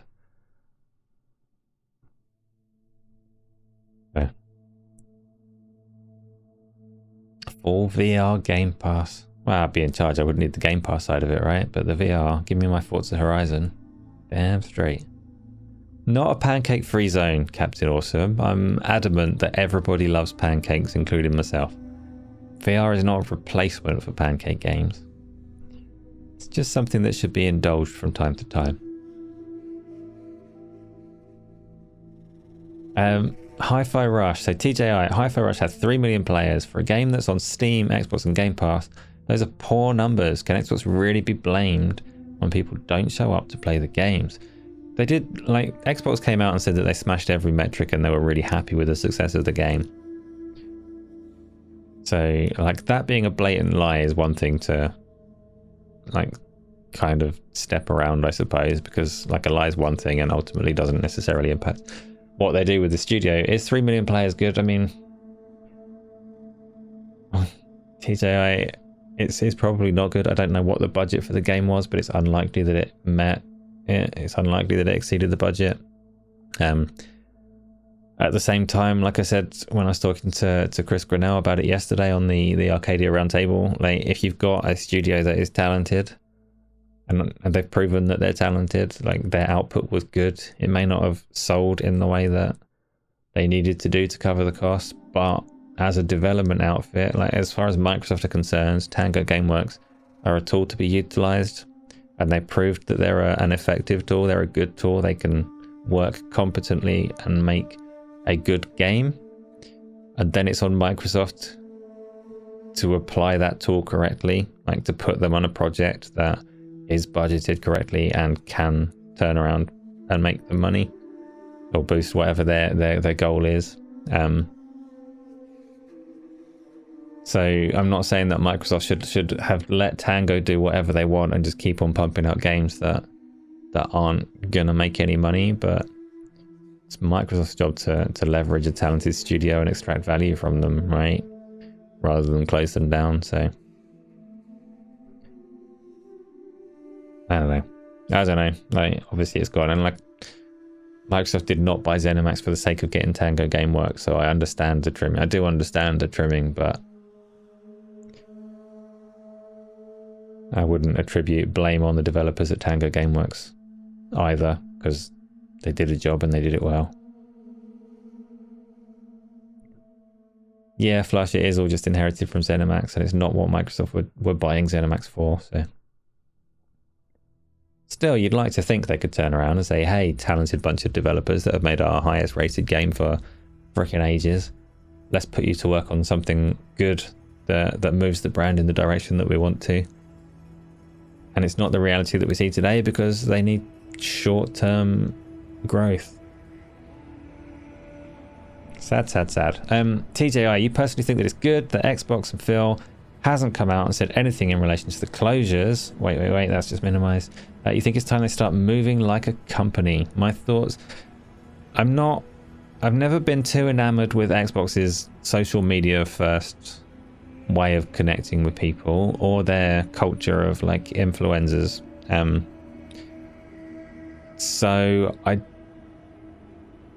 I'm with you in that I don't need to see them be personable on Twitter. I don't need to like be friends with them or anything like that, and I don't need to see other people be friends with them. Like, that doesn't help in any way or materially change the situation at all. But I think it is fair that people are asking questions about what this means and what the direction is, why they're making these changes, so they should try and get ahead of it at some point. So yeah, they should step back from social media. Yeah, they should also reveal a little bit about what's going on and what it means. So both, TJI, both. When Microsoft looked at Tango, the CEO ran away. Simple facts that people forget. I think, yeah, Shinji going away isn't something people necessarily forgot, and it might have devalued the studio, but, you know, we've been over it. We've been over it. Xbox hear me, Chronic? I don't think they do. I don't think they do. Arcane Austin's talent drain was related to not wanting to make a games as a service game and then hoping that Microsoft would save them, and nothing happened, so people left. I've got no idea of the numbers on that one and how many people left Arcane Austin. Like the Bloomberg article that came out today said that they proposed an immersive sim game that people probably would have liked to have seen from that studio. I also think Austin is a reasonable bed of talent in terms of hiring if people did leave. But again, Arcane Austin wasn't what the ZeniMax deal was all about, so you can see where the cuts came from and why, but bleh. Right. Yes, I've done that question. All right, let's do the next one, please.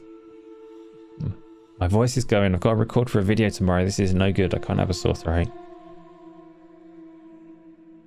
Not to mention the Xbox Series podcast is tomorrow as well, where there's a few things to talk about, right?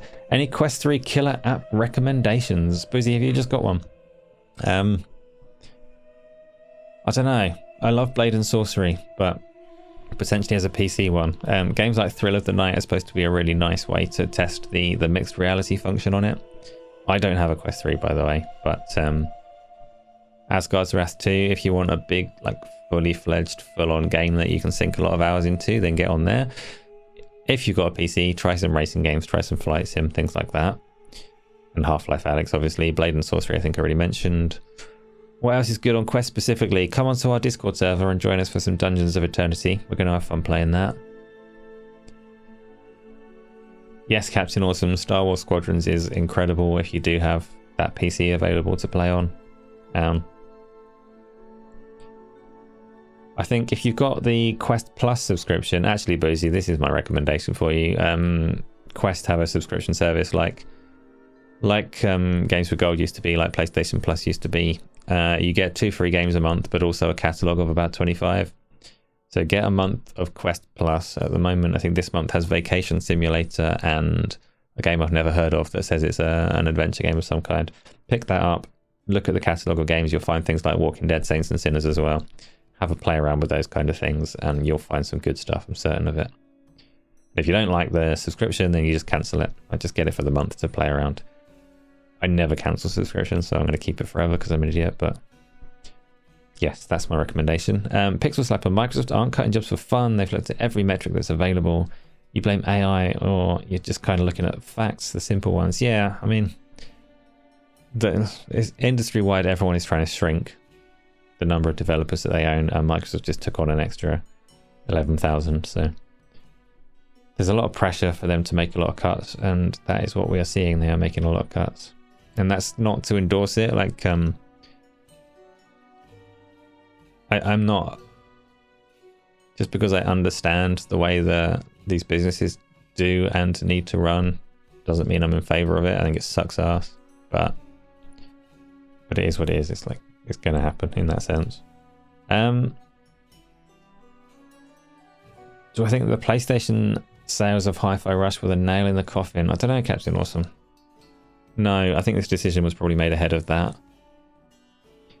And obviously, Toys for Bob managed to get away from Microsoft and keep their studio running and all the rest of it. So it's a shame for Tango and Arcane Austin and all of those others that they couldn't find an arrangement that works like that. But I think a lot of that was off the back of the owners of Toys for Bob, who fronted a lot of the cost to keep that studio running, whereas Tango didn't have that kind of ownership ready to take it on.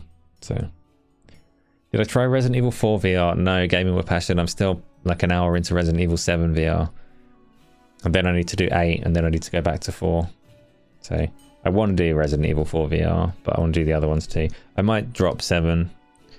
7's too slow and too tense. I might just drop it and do 8 for the sake of like that pacing. But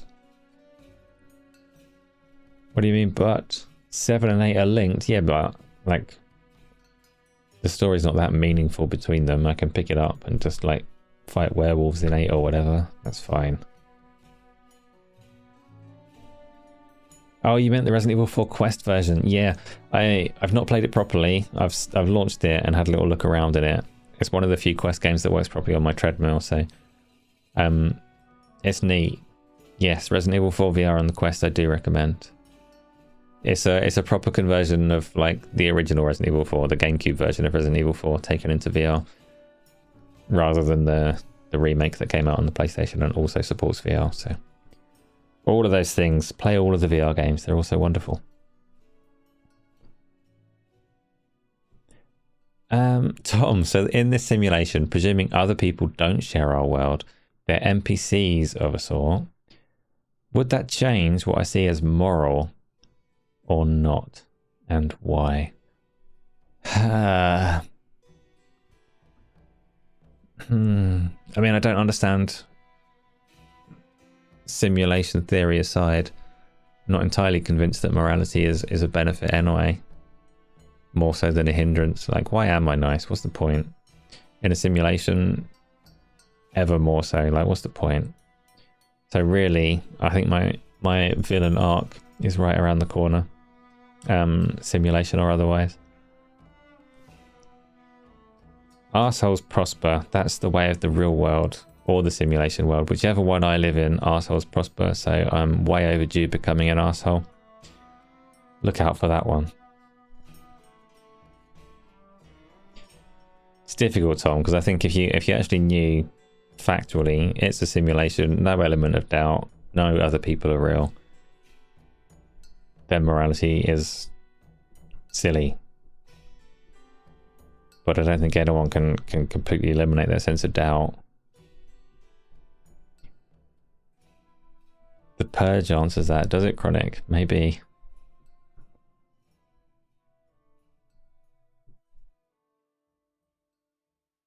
But like Tom, I don't want to explore what that would mean.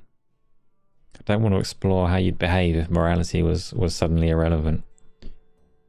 So I'm just gonna shut that one off and move on to next question, please.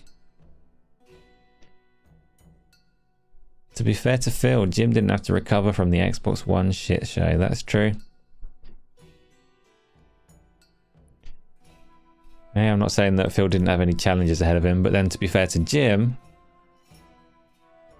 he didn't get the backing of Microsoft. Yeah. Private companies have layoffs too, trust you. Yes, that's true, Flush, but the circumstances aren't the same. The drivers aren't the same. Yeah. So, wait a minute. What's this question? So, TJI, you think they should reveal at the showcase? They should definitely reveal something at the showcase. Otherwise, it's going to be a terrible showcase. I'm on board with that. I don't know what the rest of the question was. The only bit that came through was that you think they should reveal at the showcase. Everybody agrees. We'd like them to reveal. Next question, please. And TJI, if you want to fill in the missing detail, then by all means go ahead.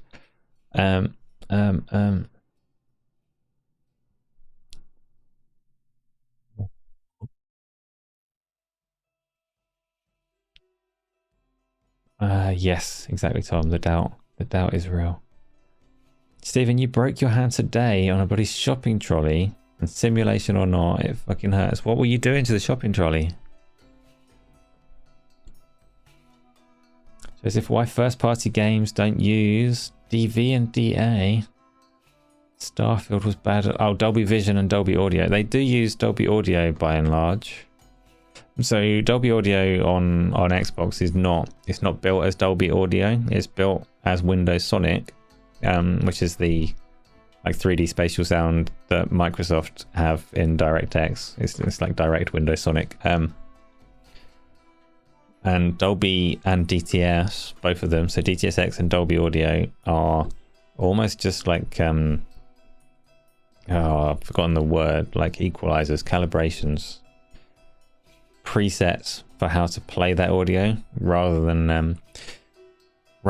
actually like native Dolby audio. Dolby for headset. Exceptions to that are things like if you play Overwatch on the PC, that's got native Dolby Atmos. That's the word, isn't it? It's got native Dolby Atmos for headphones built in 3D sound that doesn't use Windows Sonic. It uses Dolby Atmos, but that's incredibly rare. Xbox games that use it will always use Windows Sonic because that's native and everyone has it without paying for the license. But that can like feed into Dolby Atmos and it just changes bass and treble levels and shit like that. That is common. I think most games do support that on Xbox. Dolby Vision, on the other hand, a lot of people love Dolby Vision. I'm not convinced by it at all. It's a specification that widely exceeds what TVs are capable of. And actual Dolby Vision mastering is like typically when you play a game, even with normal HDR, it's not necessarily better than SDR. The way to play a game is the way that it's mastered first and foremost, and that's how you get like the artist's intention come through best. Nobody's mastering in Dolby Vision first, so Dolby Vision is like a false filter that might be appetizing, like it might be appealing to some people, like when you go into a TV store and the TVs have a display mode that just slightly oversaturates everything so that it looks nice next to the other TVs in the room.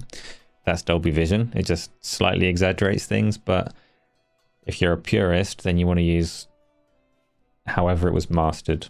So I'm not actually a massive fan of Dolby Vision, which doesn't necessarily answer your question on why it's not widely used, but go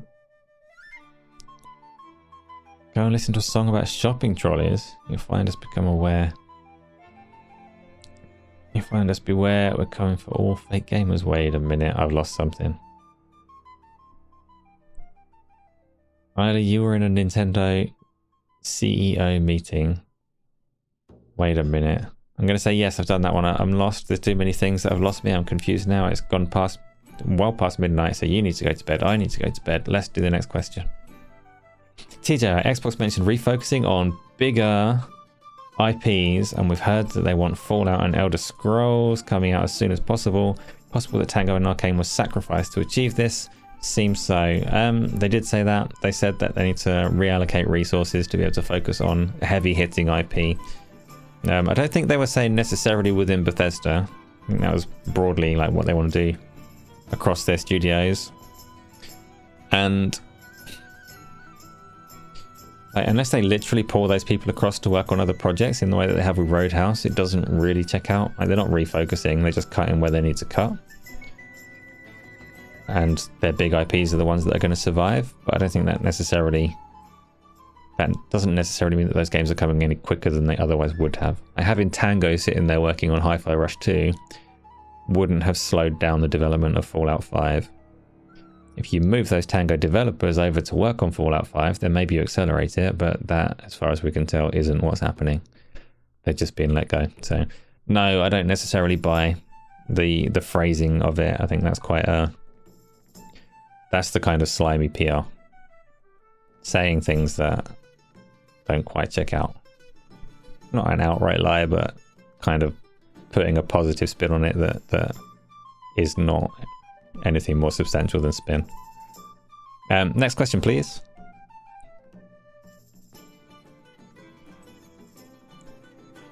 All your questions that belong to us. That means we've run through the questions. This very short show that I was aiming for so that I could get on with playing a little bit of games or doing some scripting ran to 1:15 bedtime, so that's definitely the end. Is anyone getting the fire controller? I'm definitely not flush, but I like orange, don't get me wrong, but I don't buy loads of controllers. The layoff controller, yeah. So that's the end. This show is finished. Thank you. Lots of people have come through and spoken and watched and all the rest of it. So always appreciated. Do get in the Discord where we talk all of the time. So if you wanted to ask more questions than I've answered here, it's easy on Discord. You can ask whenever you want and we just have chats on there. Otherwise, Xbox Series podcast is tomorrow at 8 like normal. Friday, I haven't decided about Friday yet. Saturday and Sunday have community games. So yeah. Be around the Discord, find out what we're playing, come and join in. It should be a good time. For now, good night to those that are going to sleep, or have a good evening for those that are on the other side of the ocean relaxing, and I'll see you next time.